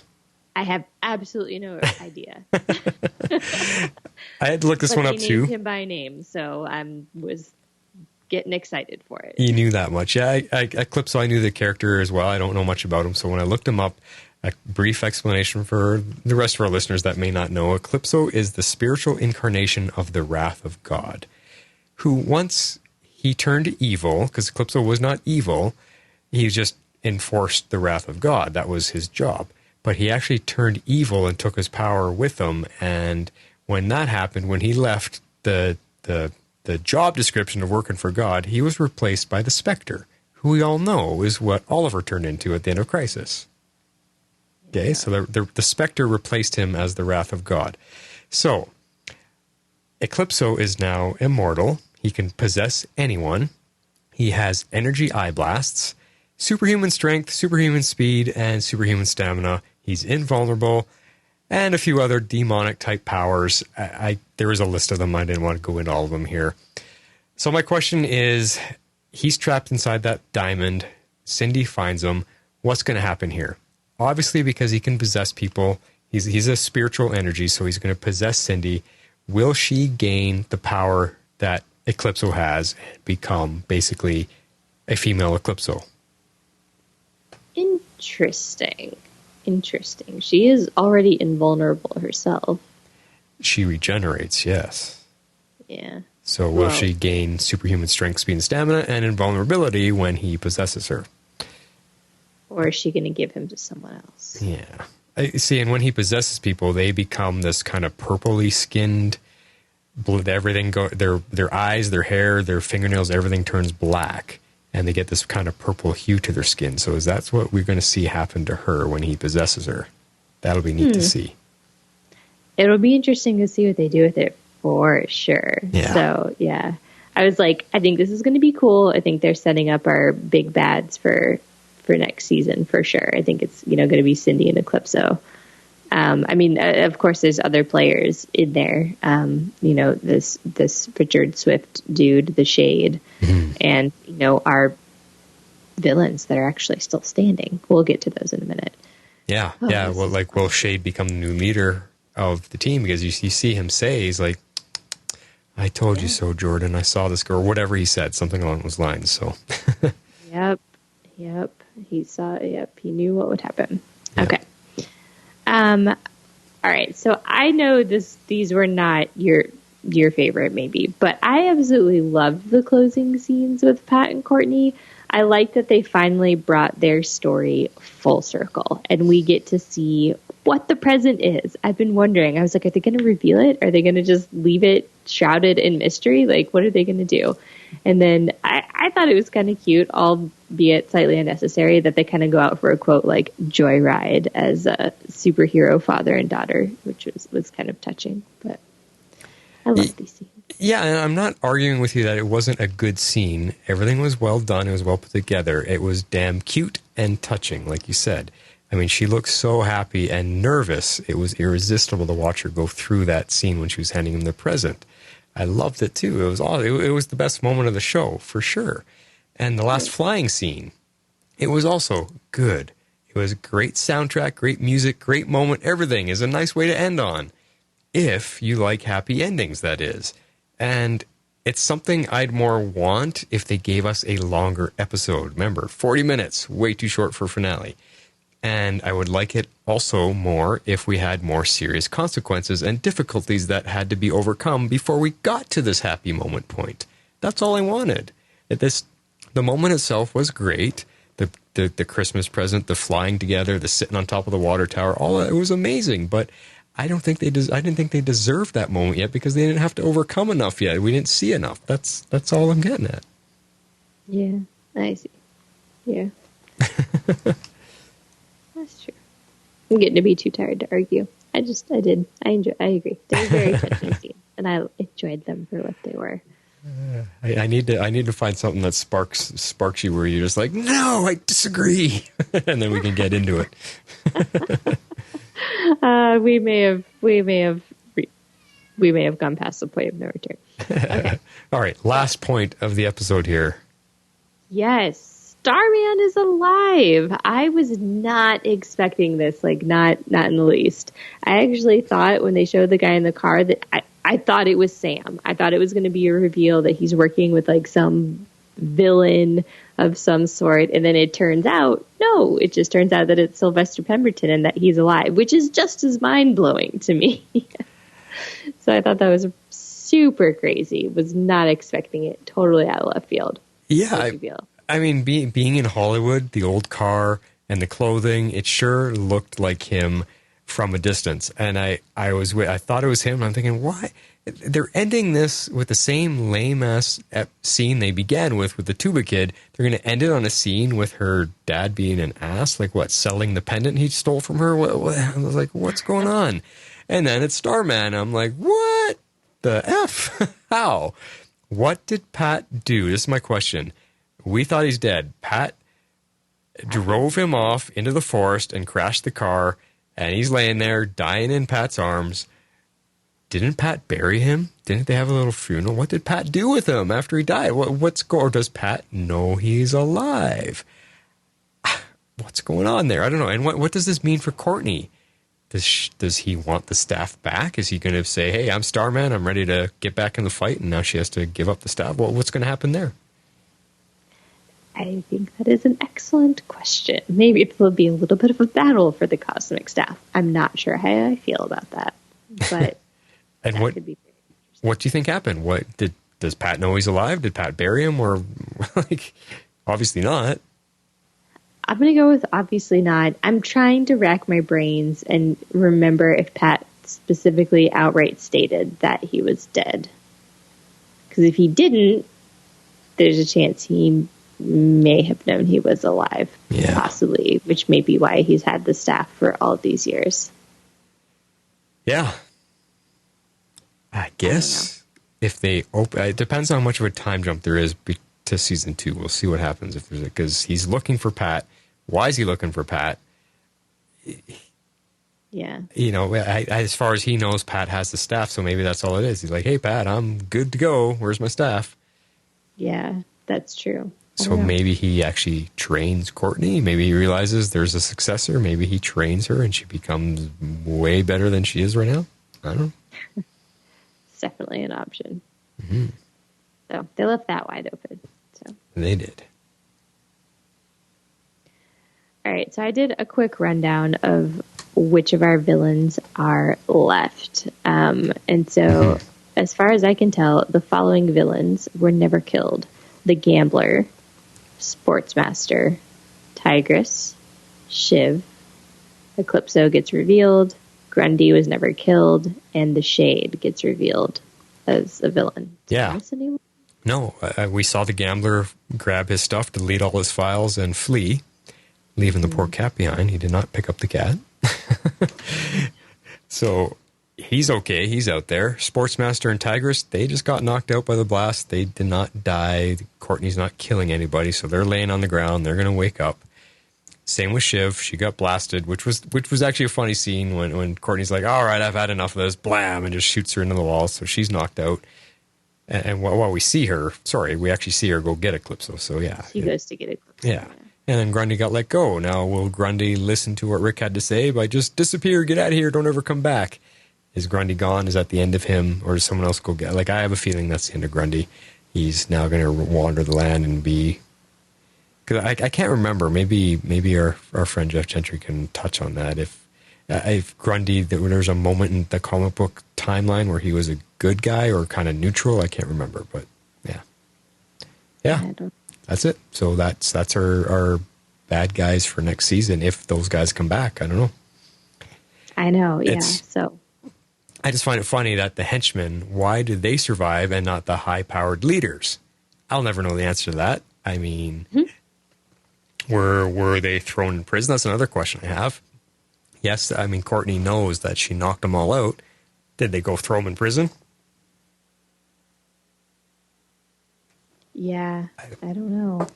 I don't know. Like what? I know, yeah. It's lots of interesting questions. So I am curious to see how where season 2 goes, how it starts out, and what they have in store. Yeah. Well, I think that was the most awesome discussion and debate, although my debate was kind of one-sided. You didn't really counter me too much, but still. No, you had some good valid points for sure. And then I kind of got tired. Well, we still got lots to go. We got to do our favorite scenes and feedback, so let's get into those right now. Shape out and eagle! And it's kind of fun. I looked at your favorite scene. I was like, oh, she picked that one. But it's the performances. Jordan's awesome. So what's your favorite scene? I think you just spilled the beans. But yes, it was, I loved Jordan's speech to Barbara about wanting to help people and trying to show her how he helped Blue Valley. So, yes. Take it away. Here it is. I want to show you something so you'll understand. Look at what I made. Do you remember what this town was like before it came here? It was dying. We brought it back, better than it ever was. That's what all of this is, to help people. I want to help people. Tell that to Joey Zarek and his parents. And to Henry King. Over 500,000 Americans die from cancer every year, Barbara. Every year. Now, what if I told you it would take 500,000 lives right now, but I could cure cancer? Forever. What would you do? No one was going to die because of the way people think. Yeah, but they do. My wife died because of the way people think, because of greed and politics, but I can change that. And it's not too late. It's not. I can still save America, Barbara. It doesn't have to be today, but I can do it. And you can help. And Courtney could. I can protect her from the others. I can keep her safe. And we could go somewhere. We could go somewhere else and we could start again. We could start anew. You're out of your damn mind. Your wife would be horrified to see the person you've become. You didn't know my wife!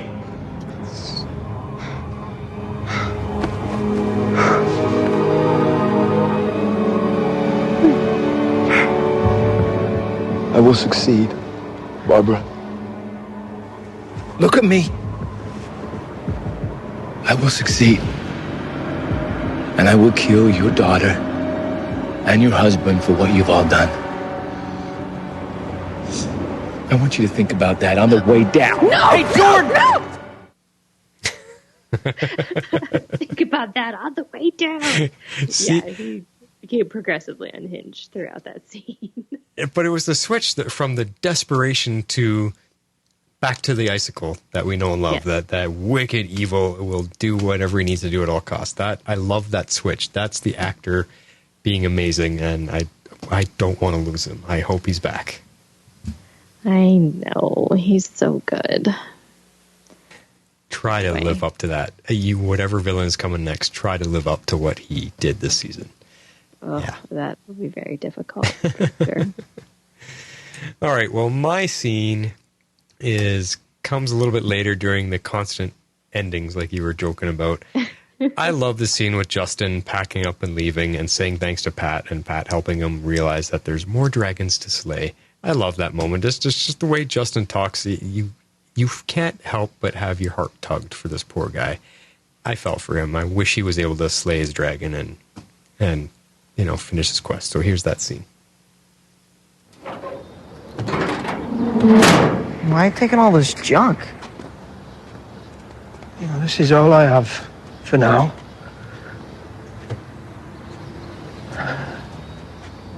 I came to Blue Valley to slay that dragon, but I didn't do it. I did nothing. Hey, you helped us figure out what was going on here. And you helped us stop the Injustice Society. You know that? Besides, there'll be other dragons to slay, Justin. Other dragons? Oh, yeah. There will be, won't there? You Starman? He'd be so proud of you. Of all of you, we would.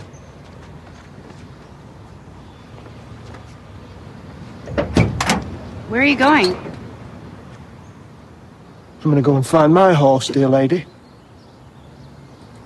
And the other soldiers, I think. Hey, let me know if you find him. I'd like to see him again. Aye. Thank you.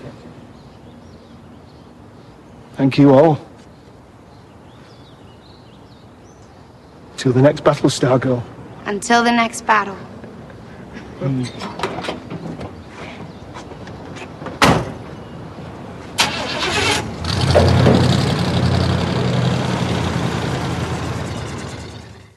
Yeah. I hope he comes back. I hope he maybe locates a couple of members of the 7 soldiers and comes back with them. That'd be kind of cool. That would be. Okay. All right. We should almost... I think we split a Legend show up one time, long time ago, didn't we? Because it was so long. We might have to split this feedback and make it a separate episode. We did once upon a time. Split a Legends All episode. right. It's time for feedback. Feedback. 43 powers, activate! Wow, did we get bombarded with feedback. This is awesome, guys. Way to finale this thing out with us. So we're going to get through it. And we're kicking it off with a voicemail from X-Force 11. Hello, legends, and welcome to the Golden Age for the season finale of Stargirl, Stars, and Stripe Part 2. This was an amazing episode. I was looking at all the action and then looking at how much time we had left. And I really appreciated that they gave us closure in this season finale of having the bulk of the action at the beginning and then moving into closure and setting things up for season 2. I really appreciate that. It makes this season seem so well thought out and planned, and I'm just hoping they keep it the same way in season 2. So many good moments. I just loved the battle scenes. I love the fact that Shining Knight is headed out to find Winged Victory and the other soldiers. And I loved the reveal there in the end credits of the original Starman showing up. But I am very intrigued about the 2 villains that we get set up for season 2. So Shiv finds the black diamond that holds Eclipso, and Eclipso is a huge and powerful villain. He was the instrument of God's wrath before the Spectre, and then the Spectre took over after he got kicked out. And he's just very powerful. And I'm putting both the links in the comments for the episode. But the other villain that we get seen at the very beginning when the ISA is fighting the original JSA, and Shade takes the original Dr. Midnight out to kill, and we get mention of him betraying the ISA in one of the other episodes. But again, a very powerful villain, teleportation, shadow control, and much more. And so I am just really looking forward to season 2 and seeing if we add any more heroes. All right, those are my thoughts. X-Force 11 is out. I knew we could count on X-Force to give us a little more background to those guys. Oh, yeah, absolutely. I was like, yes, here we go. And he makes a point about adding more heroes. Would we get more people to the team? I guess we've got the other gadgets to give out, so... We do, there's yeah. room, yeah. There's room. There's a lot of missing seats, if you will, or empty seats. Yeah, but would they bring a Green Lantern on a TV show? I don't know. We'll see. Awesome, Jeff. Thanks for being with us all season long, as you always have, with your fantastic wrap-ups and your feedback.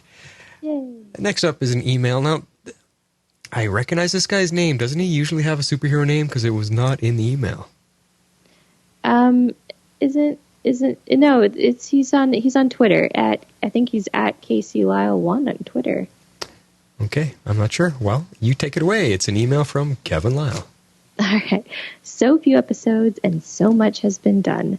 As much as I would like to have seen more episodes, I'm glad we didn't have to suffer through a lot of filler that certainly would have come from having a, quote, regular season of 22 plus episodes. There was a story to tell, and they told it concisely while giving us memorable characters that we cared about, that we rooted for, that we hated, and even some that we weren't sure about but enjoyed anyway. Even Mike. Oh, poor Mike. But yeah, he can get annoying. I get that. All right. My only real negatives are the Grundy CGI and the final shots of Stargirl flying around on the staff. Neither looked quite right. I wish they had taken the money from the flight and put that towards Grundy. Meanwhile, I thought the introduction and the destruction of the mind control array was great. Oh. Yes. Yeah, I think we talked about all those points. Yeah. The fight scenes were great. They do some really cool stuff with Stargirl and Wildcat. While I was hoping the show would stay away from the bullet head helmet for the, quote, silent night. I love that. That was funny. I was hoping to see him in something resembling armor, or at least something better than street clothes. His janitor outfit, yeah. Janitor's outfit, exactly. I don't think it was a big surprise that Courtney was able to get through to Pat. But why was Pat actively fighting Stargirl? Nobody else was moving. Are we to assume Brainwave knew they were together and singled him out? Exactly. Seems like a bit much. Yeah, no, it seems like he took advantage of taking control of Pat. I think Brainwave even actually said Pat is with... He said something about Pat's with her, and that's why he switches to taking control of Pat. There was one little line in there about it, so... Yeah, I think because he can kind of see and experience what everybody else is experiencing once he's like tuned in, so he can kind of he knew, and then he could kind of hone in on Pat for sure. Yeah. Let's see. Are we to assume Brainwave knew they were together and singled him out? Seems like a bit much. One of those hand wavy moments, and is it just me, or does everyone else love the stripe revs like a car engine? That is cool. I do like that. Yeah, when he enters the room, I was like, yeah, there's Stripe. It's cool. The obligatory teams clashing scene was fantastic, straight from a comic book. I completely expected Cindy to get free, but I did not see her taking out her father. I would rather have seen Justin take him out. Yeah, me too. I will absolutely admit I thought it really was Henry. Me too. Yeah. I was hoping he wasn't really dead, so when they showed him again, I fell for it until there was that long pause, then something seemed off. Again, a bit surprised to see Brainwave taken out. Yeah. Has anyone checked on Beth's parents? Have they eaten since she donned the goggles? Do we know if they are still alive? For that matter, I think we only saw the other kids' parents and guardians once. Now they were all at the Dugan Whitmore's for Christmas. Of course, it may not actually be Christmas Day, but Courtney giving Pat his gift, great scene by the way, even though I knew it was coming, would suggest it was. When Rick held the rock over his head, he still had plenty of sand in the hourglass. That was a lot going on there, but yes. Yeah, because he said, I only have 5 minutes left when he first faced Grundy. So he threw him around a little bit, held the rock over his head, but I think when he put it down, that's when he ran out of time, because he says to Justin after, he says, he's out of time. I ran out of time, yeah. Yeah. I wasn't thrilled to see Barbara become the damsel in distress, but I loved how they resolved it with Stargirl and Pat. Yeah. The Wildcat save was cool, but Courtney looked like she hit the ground pretty hard. Yeah, that's a fair point. Yeah, let's touch on that scene, because I actually thought that was real poor CGI. I did not think that looked cool.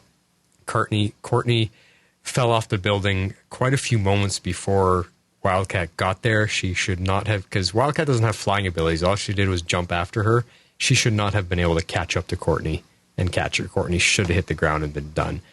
In a realistic sense, I'm sorry, but that's true.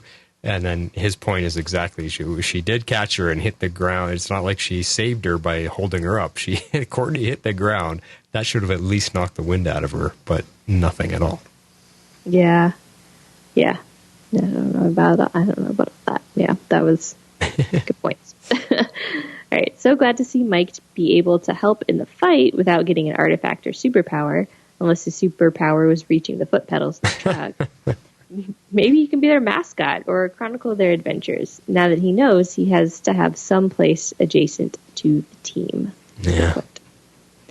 I'm guessing either Chuck gets fixed or Beth takes on a different persona, but Dr. Midnight seems like a good fit for her, especially given the other options. I don't see her as Green Lantern. Yeah, she'll probably fix it. I'm sure they'll fix it. As I figured, Justin is off to find the soldiers in winged victory. I'm guessing we'll see him again. At least I hope so. It would be nice to have an episode where he's fully intact psychologically and suited up. Yeah, that'd be cool. I don't think he's ever going to find the way. Like, they're not going to bring a winged horse onto the show. I think that's pushing it too far. The horse is long dead and stuck in his original timeline, I would imagine. But yeah, maybe he just gets a white horse. That's it. It's a horse. Yeah. Yeah. I'm hoping the team stays the way it is. Guest characters, even if like a couple episode arc, would be welcome, but I'd like to see them stay a small, close-knit group. So, Dragon King shanked, Brainwave sliced, Icicle cubed, Grundy run up scared, Gamblers in the wind, Sportsmaster and Tigress unaccounted for. I don't recall anything being said about them being picked up by the authorities. See? I was just writing last week about the vast array of characters the show can draw on in the future. I sure didn't expect Eclipso. I think the other character alluded to is Shade. And of course, there's Starman himself. So season 2 is shaping up to be pretty cool. I can't wait. Sorry, I'm still laughing about Icicle cubed. I know. I love that. I loved that. I'm looking forward to hearing you folks talk about the next season, and hopefully you'll find something else to podcast about until the next DC show returns. Legends may be a long time off. Until then, I give this episode 9.7 out of 10 kids who drive without licenses. Some of the CGI just wasn't up to the task. As for the season, there are a few issues here and there, but overall it was great. While I really like the music used for the show, the opening credit music, although short, just doesn't work for me. It sounds like music that would be used in a parody of a superhero show. And there's a little tremble, I'm sorry, I don't know how else to describe it, at the end of it that seems like it's meant to represent the staff, almost like its personality. I know that's a terrible explanation, and it's probably just me. I've loved the music all season long, so I have too. But I know what he's talking about. There is a little flourish at the end that sounds like it is supposed to be the staff. So I'm with you. I kind of like the introduction music actually. It feels classic golden age to me. I think that's why I like it. But I can see where he's coming from, a bit bordering on hokey. Anyway, he finishes off. I would have liked a few more episodes, but that's just me being selfish because I liked it so much. I think they did a great job with the episodes and the story they had. Like many, I'm worried about the move to the CW. If the writers stay, I'm hoping it stays outstanding. Great story and characters can overcome a lack of effects. I just hope they don't fall too far. Some of the effects on the CW shows are pretty good, but sometimes, yes. But back to this season, a solid 9 out of 10 promising debuts. Until next time, Legends. Awesome stuff. Yeah, hey, he was happy all around, start to finish. That's good.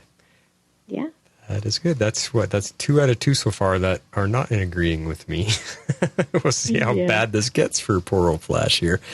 We'll see. Hopefully they made it through our podcast to this point. Exactly. Awesome stuff. Good to hear from you again. Next up is another friend we have not heard from in a long while, and that is Dad L. And he says, "Hello, Stargazers. I haven't left feedback for any show since Crisis, but Stargirl has caused me to emerge from my fortress of multitude to write in. What a fun show this is. Finally good villains in a DC show again. The best villains are those that think they're doing the right thing. For them, the ends always justify the means." Exactly what we've been saying all season long. I thought the finale stuck the landing. We had a great big fight. Our man showed character growth as he restrained himself. However, Wildcat made a decision that I hope has repercussions for her character. Stargirl shined as usual. And I'm perfectly fine with Mike giving Icicle the final blow. He was basically already defeated, and I felt Mike needed a moment. This superhero thing is now really a Dugan-Whitmore family affair, and I like that aspect. No more big secret keeping. And how about the gift Courtney gave Pat? What a character moment. Did the room suddenly get dusty for anyone? Yes. A few thoughts about Jeff Johns, the creator of Stargirl, and this series. Jeff Johns had an excellent run on the JSA comic. One thing he is awesome at is giving legacy characters the respect they deserve. He writes them with great gravitas. He doesn't tear them down in order to build up the next generation of heroes, like The Last Jedi, but I digress. So when Sylvester Pemberton appeared, I got even more excited. I suspect he is not the only former JSA member that will appear in the next season. I give this finale 9 chill bumps from Raiden Cosmic Staff in the snowy winter. Dad L, last father of Krypton. 3 for 3. Loving this finale. That's okay. I'm just glad to hear from you again, Dad L. And you always have great humor in your feedback. It's awesome stuff. I know. I love his feedback. Your fortress of multitude. That's awesome. I love his name and his constant theme. As the last father of Krypton. I love it. It's awesome stuff. It's great to hear from you again. Glad you made it in for a finale. All right, Harley, take this one away. It's Erin's email for the finale. She got it in time. All right. Erin, hi. All right, here she goes. My episode thoughts. First and foremost, turn some lights on in these scenes because the tunnels in the basement at the end are hard to see in. I get setting atmosphere, but I'd also like to see the scene. That's hilarious. Courtney saying your daughter to Pat was just so good and such a big moment for her. Makes me look forward to in season 2, their dynamic expanding and how Courtney responds to him. Will she slip up at times and balk against him on reflex, or will she rebel as any other teen would in her position? Will Pat treat her any different, read stricter, now that he's not attempting to win her approval in a way? Yeah. For someone who supposedly cares about all these great ideas, the gambler sure was quick to protect his cash. This really adds, in my opinion, to the fans who made the case that not every member was in this for the right reasons, and some only did it for power. Hear, hear. Looking back, Gambler did litter at the football field until Sportsmaster told him to pick it up, so it seems he's not into the whole climate control part of the Constitution they pitched. If I had to venture a guess on who was really dedicated to the cause at this point, I would say it was arguably just Jordan, Tigress, and Crusher. I'd agree with that. Yeah. Good point there. The inclusion of religion into this episode, I feel, is a topic they need to handle carefully because far too often touching on this topic ends poorly. It can be interesting when done right, but it can also very easily go wrong and come off as pushy rather than just a debate where fair questions are presented, such as Rick questioning why God let his parents be killed by Grundy. Yolanda showing a more spiritual side could be an interesting character plot point for her, but again, if she becomes pushy with her religious themes, then that could turn people off to her. See?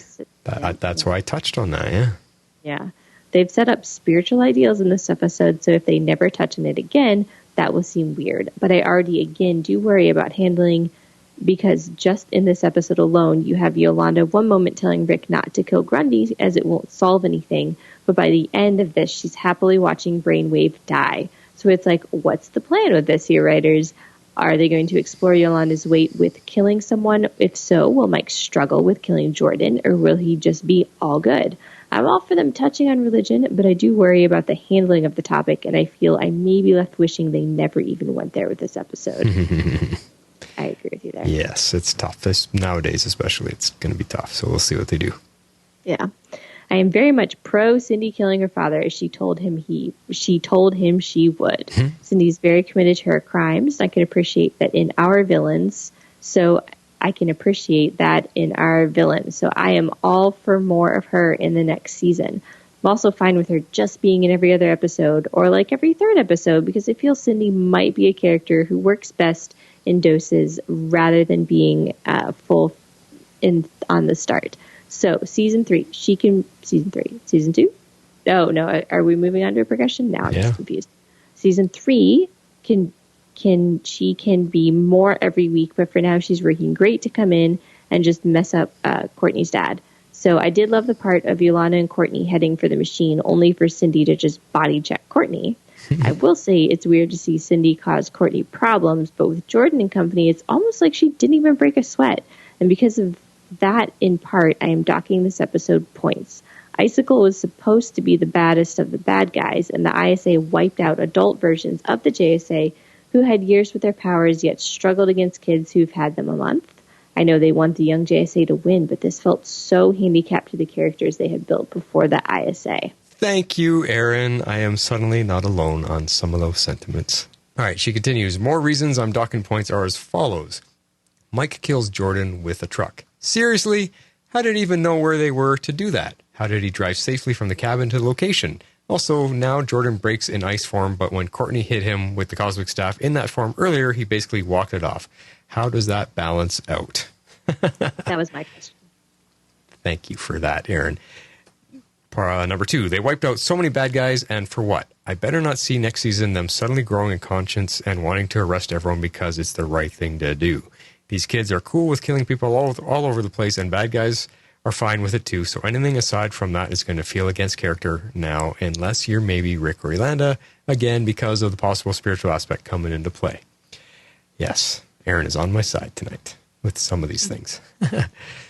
Next season definitely feels like a case of the villains just being villains because the ISA had a respectable plan, but is every villain on the series going to be that way?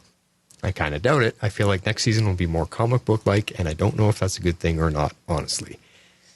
Villains with good motivations is what makes the Supergirl roster villains the best villains roster in the DC TV universe, and Stargirl had a taste of that with Jordan, but now he's gone. So again, are we going to have villains we can almost sympathize with again, or will it be shiny-colored punching bags basically until another quality villain can be created? I know some fans would have hated to see it, and we certainly wouldn't have gotten a happy ending at the end, but I think they should have iced Barbara to have the heroes lose some because as if they don't face really any consequences. Okay, yes, Beth does with Chuck, but they can rebuild him during hiatus, and who's to say in the month jump to Christmas they didn't, so the kids arguably got off really lightly. See, she's touched. I did say that. Beth should have been at least hurt there, or not Beth, Barbara should have at least been hurt there. He should have just froze her. Yeah. Yeah. Something that really annoyed me personally was Barbara Whitmore at the end saying people don't die because of how someone else thinks, because that is just so wrong. How people think is always the start of how someone else's death. Hate crimes are nothing but because of how someone thinks. Global warming not having a solution faster is because of how people think it's not a real thing and thus don't do anything to help the cause. Wars are started because two sides disagree. I don't know who okayed that line, but it was literally the dumbest thing she could have said in that moment and makes me question her intelligence. Yeah. And what's that? I was like, yeah, I actually agree with that. Yeah. And is Yolanda saying the group was Henry's friend too? Since when? Courtney only wanted him for his powers, and Rick and Beth hated him for what he did to Yolanda, so I'm pretty sure they weren't his friends. You can be thankful he saved your life, but you don't have to be his friend just because of it. As again, Henry did cause Yolanda pain for a good year without ever trying to help her from what we saw, and we don't know who he really was beyond the scenes we saw him in, so how can they say they'd be friends with him? Maybe he was a good guy, but maybe he was a bully too, and so at best they were work partners. Also, why did Yolanda even hesitate at the sight of Henry Jr.? She saw him die, so she should have killed him on sight. True, you can argue maybe she was just waiting for Brainwave to get closer to use her claws, but it still was a weird moment. And since when can Brainwave look like someone else? That feels both new and random. I agree. Okay, maybe you say he's projecting an image into someone's mind, but still, why show that power now and not in one of the first episodes before he went into his coma? Was it just so they could do the fake out with Henry? Were there fans who thought he actually survived that crush? Well, we speculated, Aaron. We speculated he saved himself, so who knows? We were hoping. Yeah. There are things, again, though, to appreciate with this episode, such as Pat saving Barbara, mirroring Yolanda saving Courtney, Wildstar or Starcat, viewer's choice, our romantic girlfriends, and I accept no less from the writers at this point. And Courtney giving Pat the gift she's been holding on to for so long. I totally cried at that moment. It was so sweet, and the dedication at the end was nice. But on the whole, the episode didn't pay off this season's setups as well as it could have, in my opinion. And mine, too. Justin, as an example, could have hit his head during the fight and remembered who he was and then set off to find the 7 soldiers, but he's still who he was at the start, so I'm left asking what was the point of him even being here this season. Would that not have been a better plot for Season 2 than they could actually have him remember and help the team even more than he did? You know they're going to do a 7-soldier story too. It may not be in Season 2, but it will happen after that remark. My guess is at the least he'll find Vigilante who will have his horse more likely than not, as he's a cowboy, so he can hide the horse easily in a pack of his own. Also, he and Justin are the two in the animated series mostly, so my bet is on Justin finding him at the very least. Good guesses. Grundy's going to be something interesting to play with, too, if they handle him right, because Grundy is controllable, so they could do a plot where it's revealed he didn't want to kill Rick's parents, but he was made to. Grundy's a very tragic character at times, so you could do some good drama plots with him if you wanted, but we'll see if they actually do bring him back. I figure they will, but we'll see what that is, and if Rick does kill him or not, because he gave him this one warning. Hopefully Rick's next plot will be using his mind in Season 2 to build new enhancements for the Hourglass because he was solving the diary by hand, so it shows he's smart, thus play to their rage some, but don't make it all his character ever is. If Chuck isn't fixed, then we can help Pat and Beth with that and thus set up Our Night, which I know the actors are for. I don't know what Our Night is. Interesting. Rick and Beth. Oh, Rick and Beth. Ship. It's a ship. Oh, a ship. Okay, I was thinking of another superhero or something. I'm like, what? Okay. Anyway. She's always shipping people. It's funny. The setup of Eclipso, I'm sure, has some fans nervous for certain main characters. All I'll say is they better not repeat the comics in that regard. Jeff has said that was a mistake, so hopefully he will change it on the show and everyone will be okay. No spoilers here. Starman being alive? Why? Is this to create drama with who the staff would pick after season going back and forth? Because we know it will be Courtney, otherwise you don't have a show. Is he just there to say hi to Pat? Because if so, why is he just doing that now? How did he survive the battle? Is this even Starman? Really should be the question, because the DCU, there is a villain named Clayface who can look like anyone, but he's more of a Batman villain, so I don't know if they're going to go there. I honestly question this reveal. We'll see how it goes, but I can see it being messy if not handled essentially perfectly. Yeah. That is a good thing to ponder.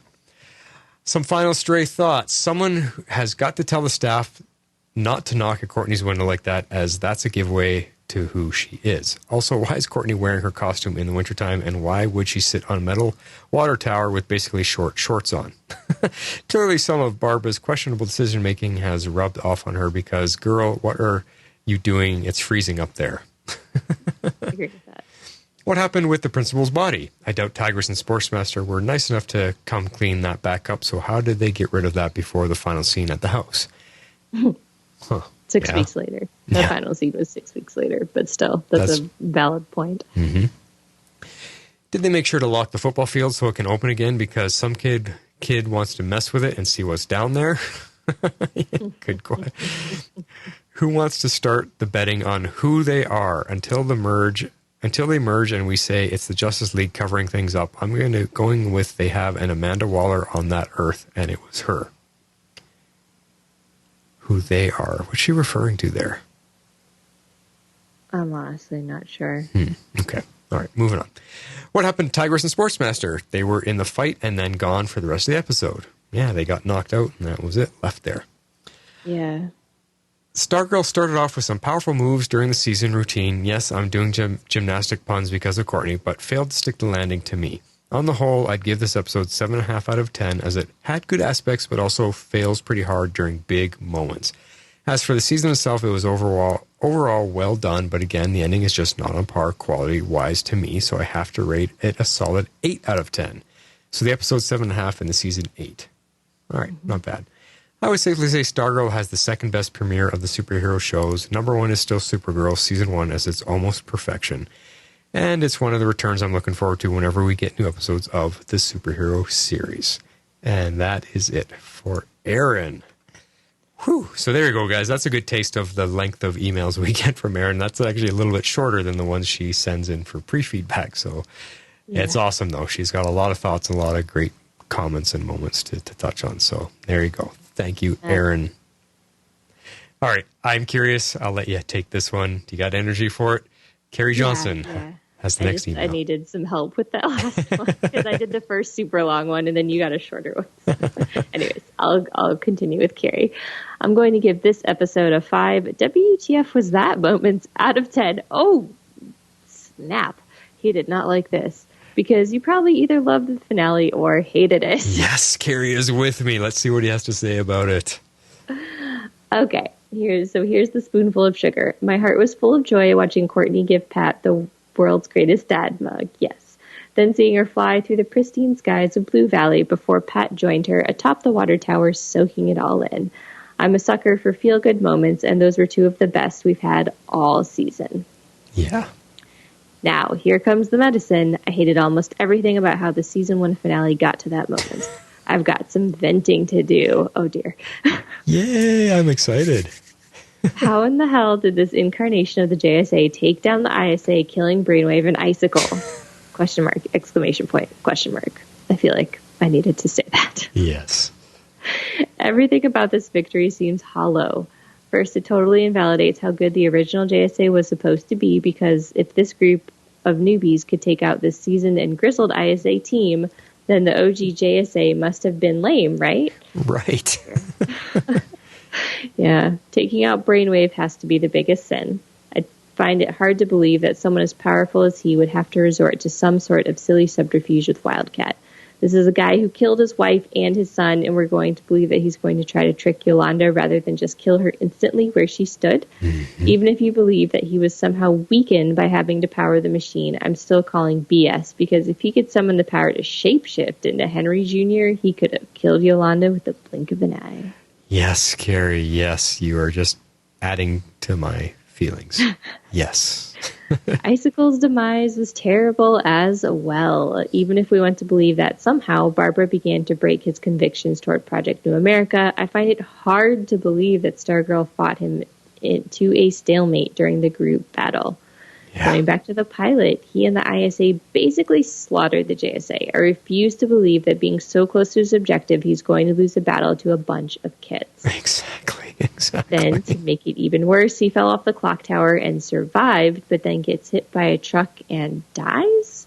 And Mike is the one who got to kill him? Icicle deserved better. Insert incredulity here. I added that. Yes, Carrie, I am so with you, bud.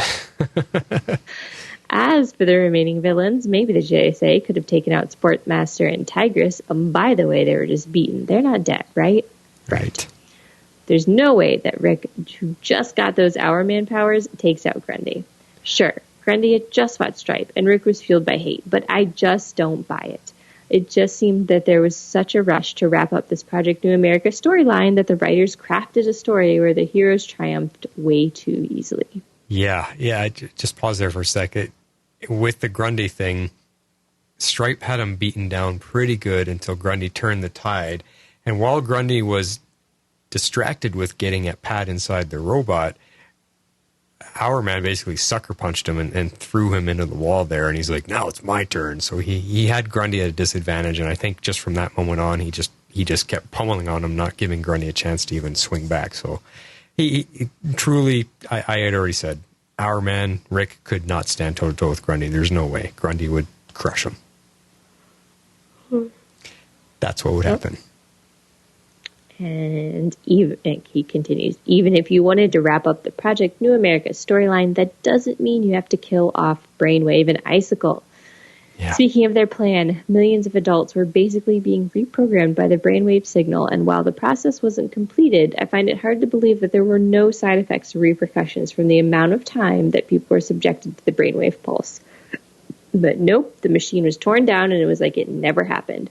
There should have been at least some kind of after effect. I love you, man. He does have excellent points. You guys both had some excellent points. I'm not going to lie. I didn't... me not countering wasn't always out of just not wanting to do so. Like, you had valid points. All right, my final issue. Certainly we all felt like Cindy was going to get retribution on Daddy Dragon King.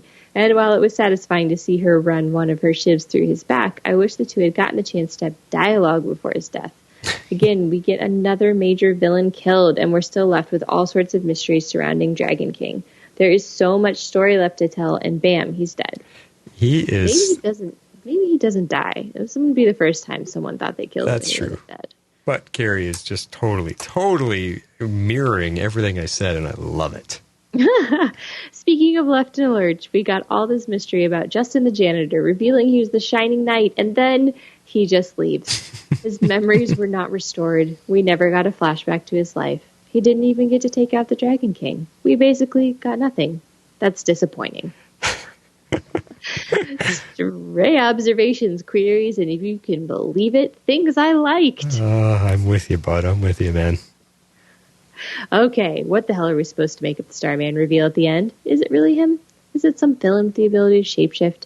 To be honest, I need deaths to stick. So I don't know how I'd feel if Starman is really alive. Yeah.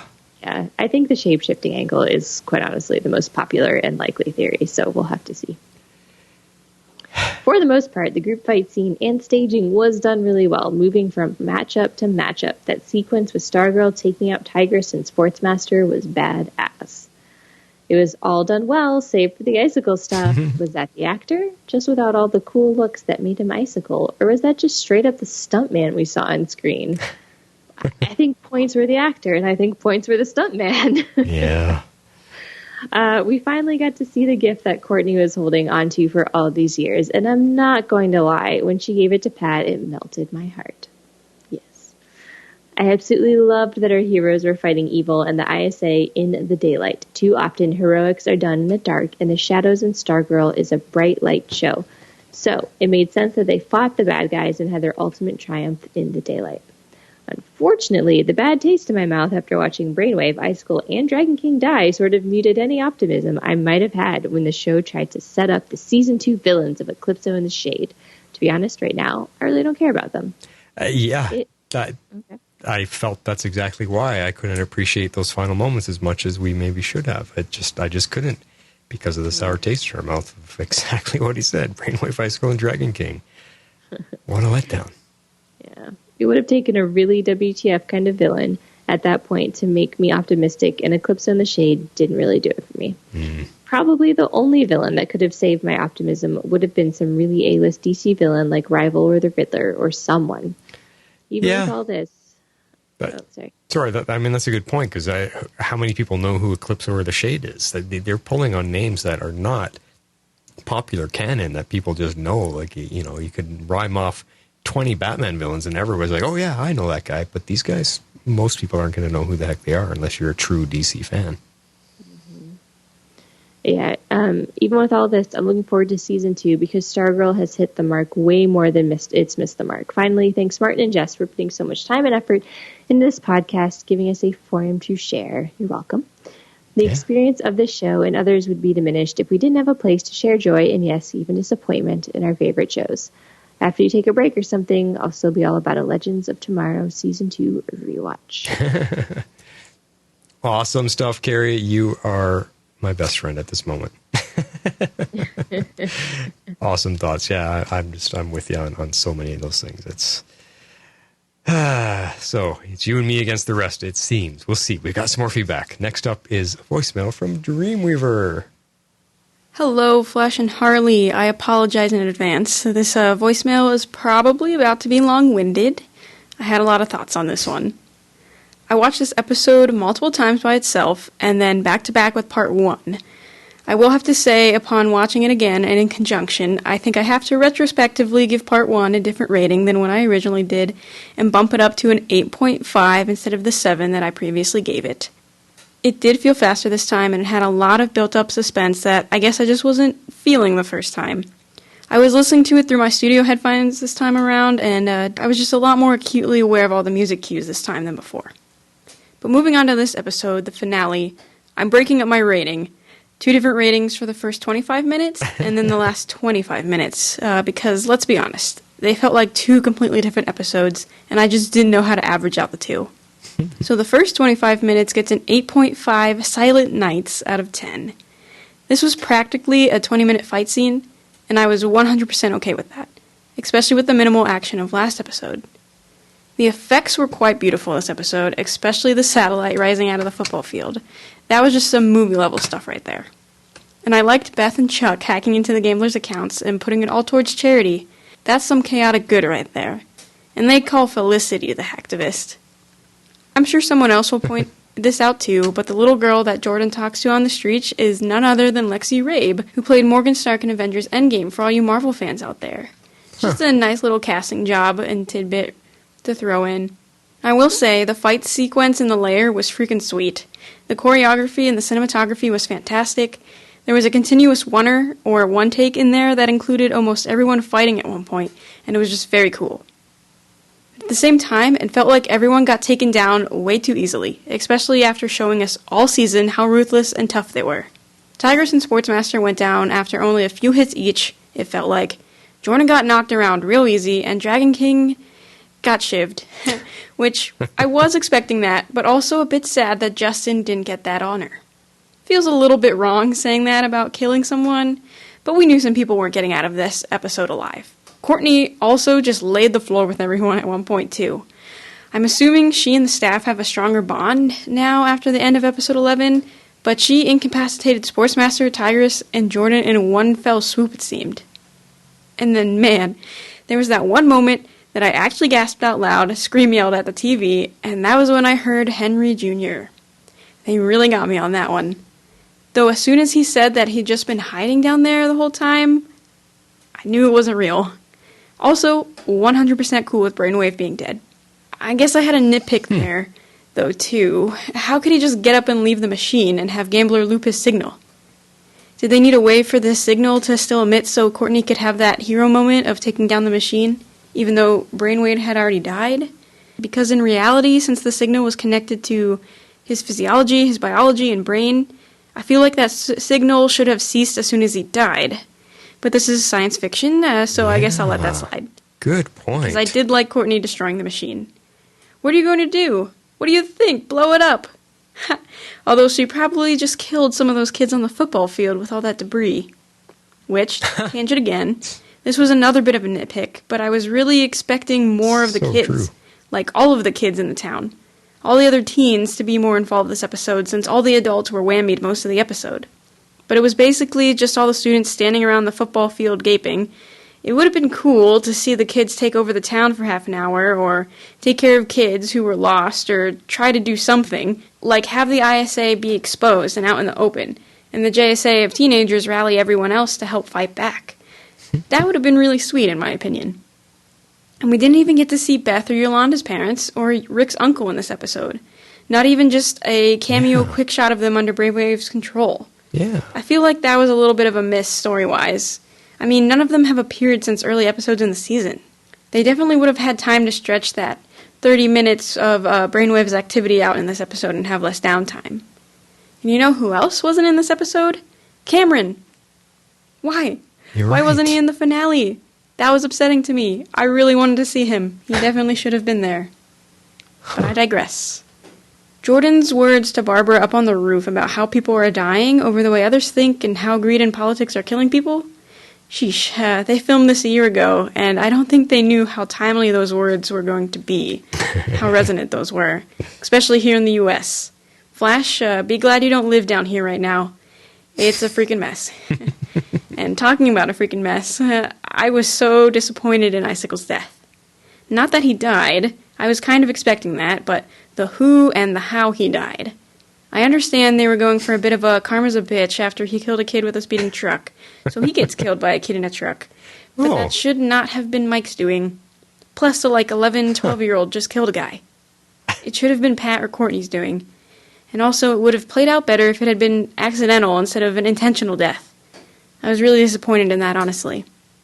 I'm also really surprised that everyone JSA-wise got out of this unscathed, except for Chuck. Poor Chuck. I wasn't expecting anyone to bite the dust, but there were no injuries or anything really lasting. Well, okay, maybe physically unscathed, but Beth and Yolanda didn't exactly seem mentally unscathed. There didn't seem like much of any fallout either, which brings me to the rating of the last half of this episode, which I'll say takes place after the ISA is defeated. The second half gets a rating of 7.2 false endings out of 10. I mean, it felt like this episode was about to end 12 times, and then there was more, and then still more. Sounds like you, Sportsmaster summed up my feelings about the last 20 minutes of this episode pretty well. I'm underwhelmed. Everything felt resolved and back to normal so quickly. Courtney even said, it's like it never happened. They didn't address any fallout or consequences or anything at all. What happened to Sportsmaster and Tigress? Or would you assume they got arrested, or are they in hiding? Nothing about Bowen's death? I'm sure if that one teacher died at the beginning because of the reprogramming, there were surely still more that died in that time too. Courtney made her powers herself pretty public. Will any of that come into play in Season 2? Hopefully, because nothing was addressed and it just then skipped 6 weeks. There was no acknowledgement of any of the other parents' families like I said earlier, just with the Whitmore and Dugans. It it would have been nice to see them touch on the others' familial relationships. There was almost no emotional resonance in this episode when I was expecting a lot, especially with how emotional the previous couple of episodes have been. A lot of things felt used as gags and jokes when they really should have been serious. Rick letting Grundy go, yet still being conflicted in his anger, was probably the most emotional part for me, aside from when Courtney referred to herself as Pat's daughter.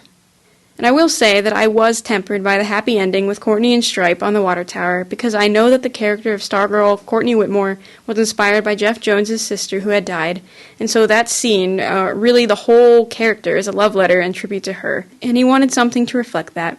In fact, when Courtney pins the Polaroid picture to her wall right before the staff taps on her window, in the very bottom right is a picture of the real-life Courtney. And they also didn't know at that point if they would get a second season either. They only found out a few weeks ago, and this episode was probably finished months ago.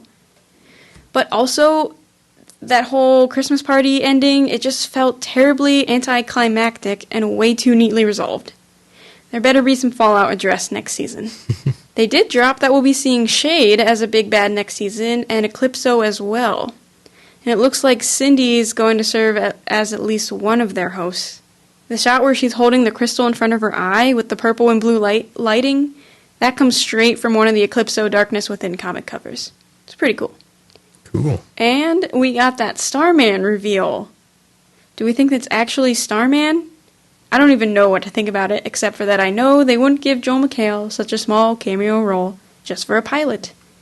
And then why end the whole episode with Mbop? That's a small nitpick, but that's kind of a random song to use. And now that the season is over, I can say that I am not a big fan of Mike, and I don't want him to join the JSA. He never actually went through any sort of character development, even when it seemed like he was about to this season. He just reverted back to being whiny at the very end there.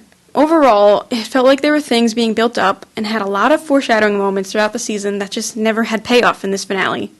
Obviously, things like the 7 Soldiers of Victory were always going to come next season, but there were things that just got lost or fell away at the beginning of the season that should have resurfaced by the end of the finale.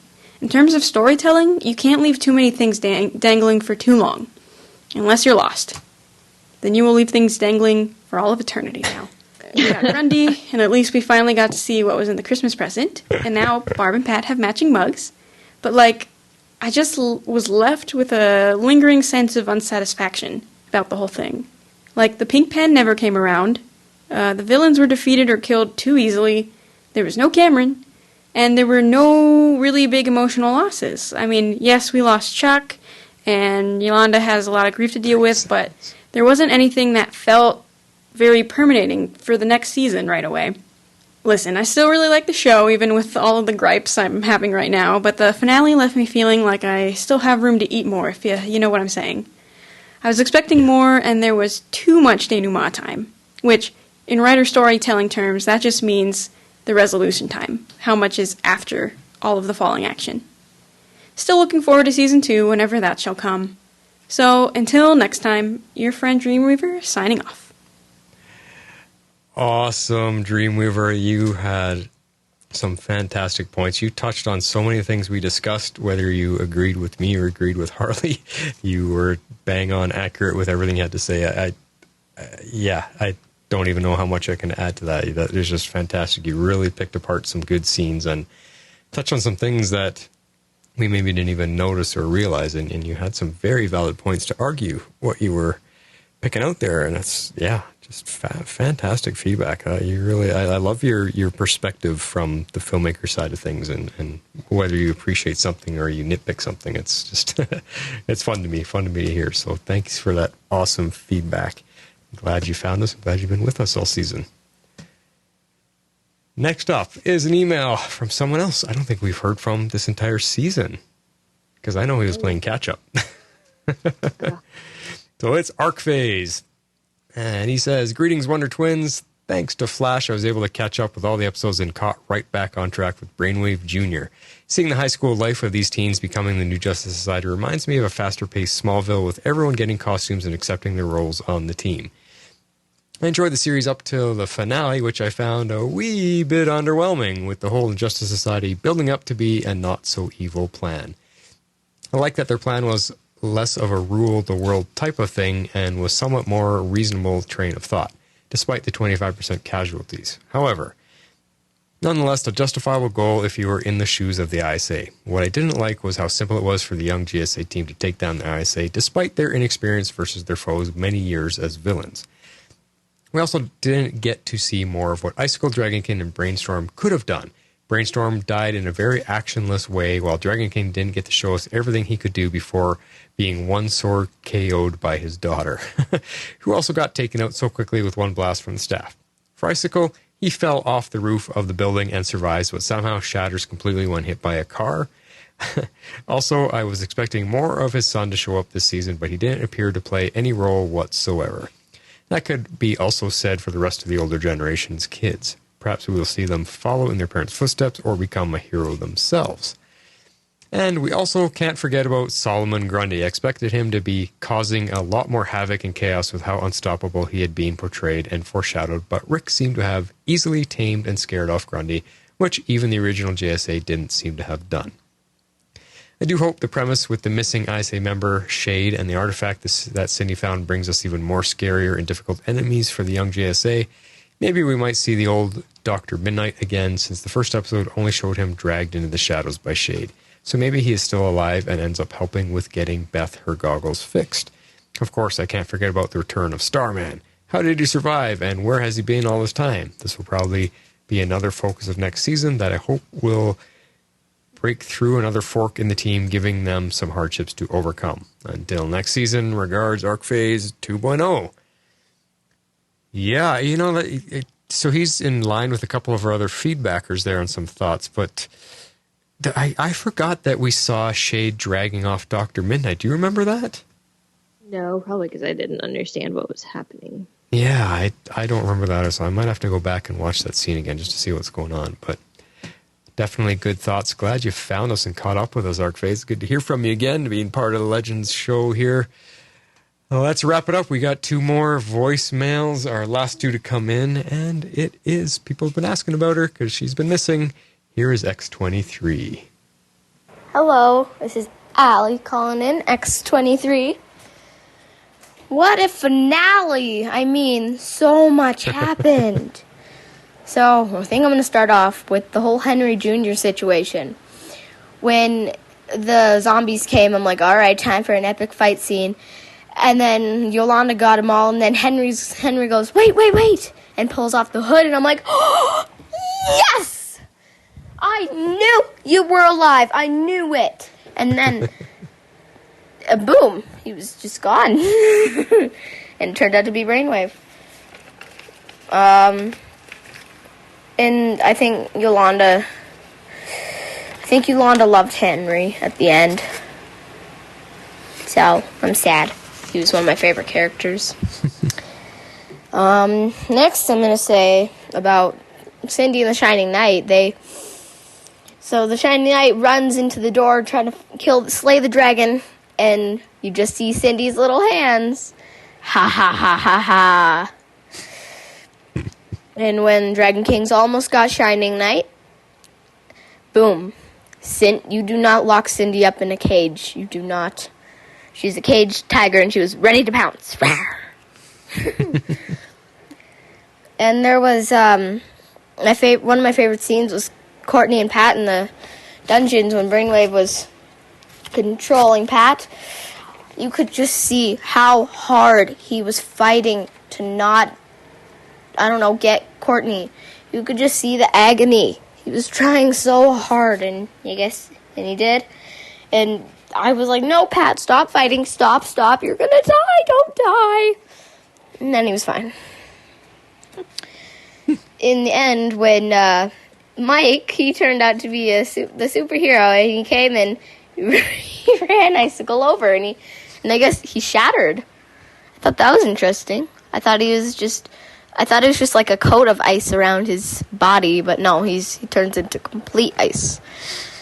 Good job, Mike. But about that, what if Cameron finds out about all the JSA and Injustice Society stuff and wants to get revenge for his dad? That's what I'm worried about. Yeah. And in the end, Starman is alive! Starman is alive! They won't just leave it at that. There's going to be another season, and I cannot wait. I can't wait! Oh, that was a really good finale. See you, everybody. Flash and Harley, the next episode. Woohoo! See, now, when you witness the finale through the eyes of a young viewer, how can you not enjoy it more? And that's why I say there was such a big difference between me watching it on my own and then, having the girls beside me to watch it, because I enjoyed it more seeing her reaction. Now, listening to her feedback, I mean, that was the best thing ever for her, and it makes me feel bad. If she listens to this podcast, she's going to be so mad at me for what I had to say. But in correcting myself a little bit, again, watching it through her perspective and seeing how much joy she got out of it and how connected and ingrained and enthralled by this show and these characters was, it warms my heart that she got into it so much, and it makes the finale that much better. So awesome stuff. Yeah. Her feedback's always fun. Yeah. And that's why people are waiting to hear from her, because it's fun. It's fun to have a young viewer on here and just, like I said, see it through their eyes. It's cool. All right, last voicemail. I know this has been a long haul, guys, and we got final thoughts from Patty Spivak. Wrap it up, Patty.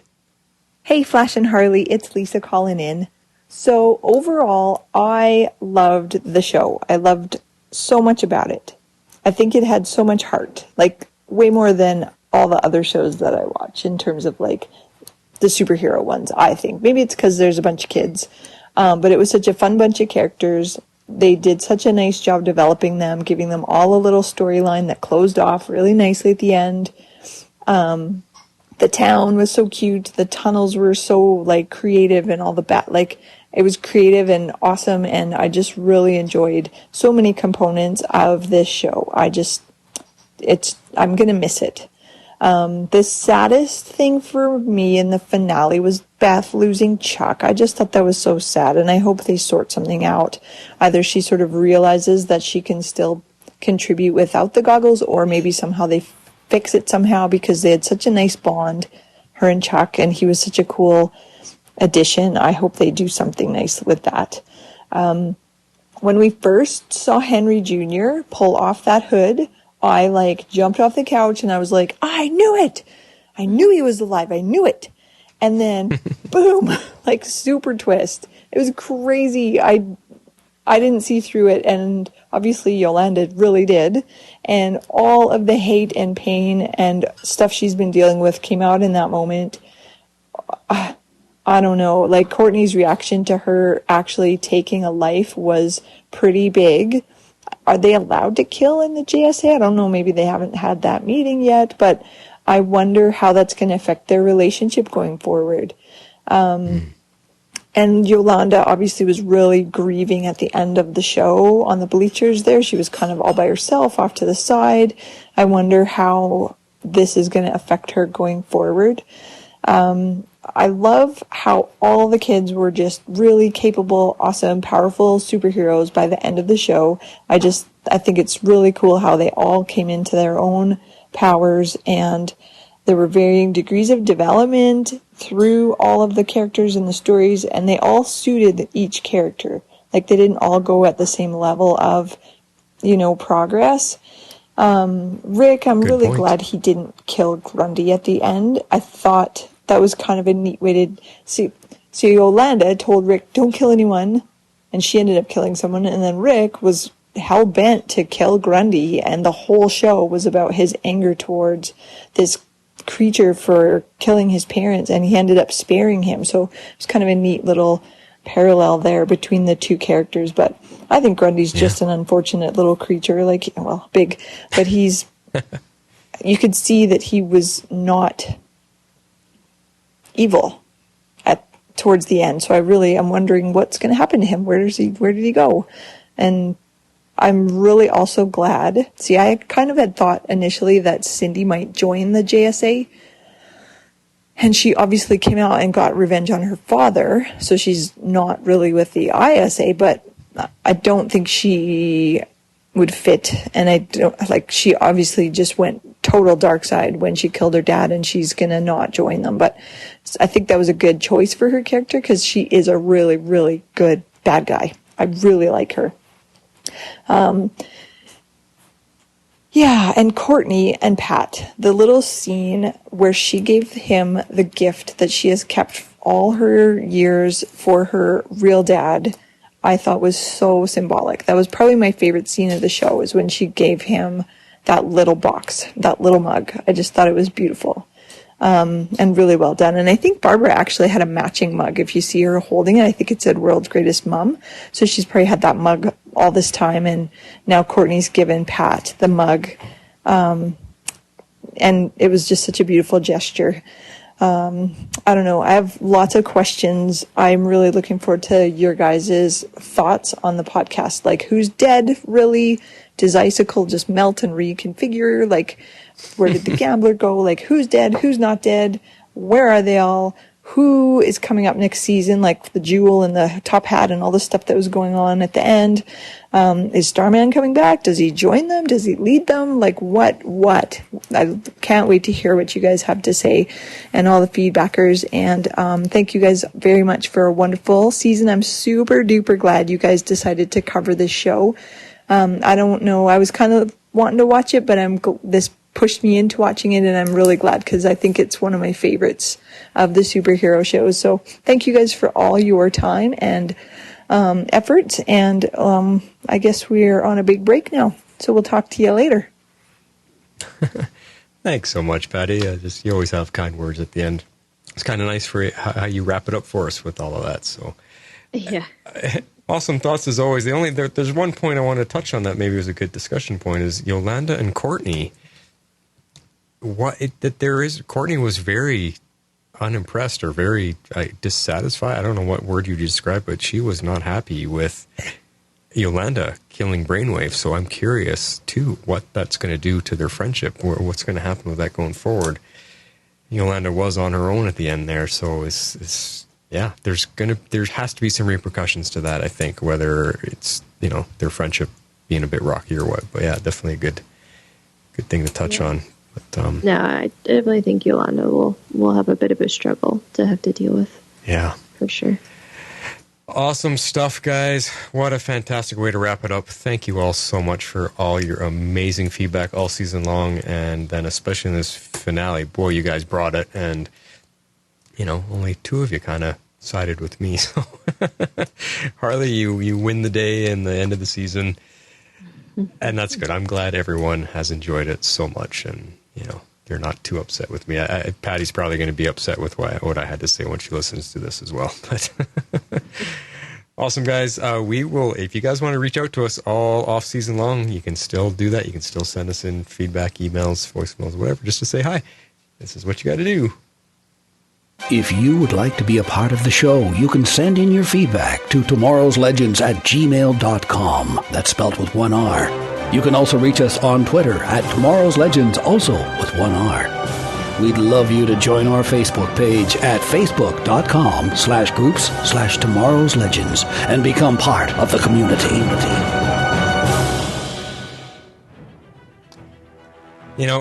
In closing, I got some final thoughts here. I just want to say this. Yes, the finale disappointed me big time. And that's only because the whole season up to this point has been the best the Arrowverse has done in a long, long time. So with such a strong start, I expected a better finish. But just because they couldn't stick the landing, at all, it was more of a faceplant at high speed, I still loved this show, and I cannot wait for Season 2 to come back and give us more of what we had for the first 12 weeks. I want to see how this show matures and grows after blossoming out of the gates and surprising us all. That's my final thoughts. How about you, Harley? My brain stopped working an hour ago. I'm not even gonna try to sugarcoat this for everybody. I'm not functioning at the moment, but I did really, really enjoy the season. I think it was a good first showing, and I'm excited to see where they go with season 2. Yeah, and we will be back, guys. I know you guys are all wondering. We will be back after summer break, and Flash finishes his move. Yes, Me and Patty bought a house, and there's a new podcast studio being built. So I'll be out of commission for a little while, but when we come back, we're going to be starting up our Legends Season 2 rewatch. That's the next plan on the books, guys, so hopefully you're there with us for that. We may have some other ideas. I don't know, because fall and winter is going to be a long time off for us not to get together and hang out with all of you and with each other. So we'll figure it out. We'll let you guys know. But that's what you have to look forward to. First, I just want to say I hope everyone has a great rest of the summer. Stay safe out there. Be kind, even more so now when everyone else is on the edge. Lead by example, Legendaires, and we'll talk to you sooner than you think. This is The Flash, signing off for the summer. And this is Harley Quinn. I'm out.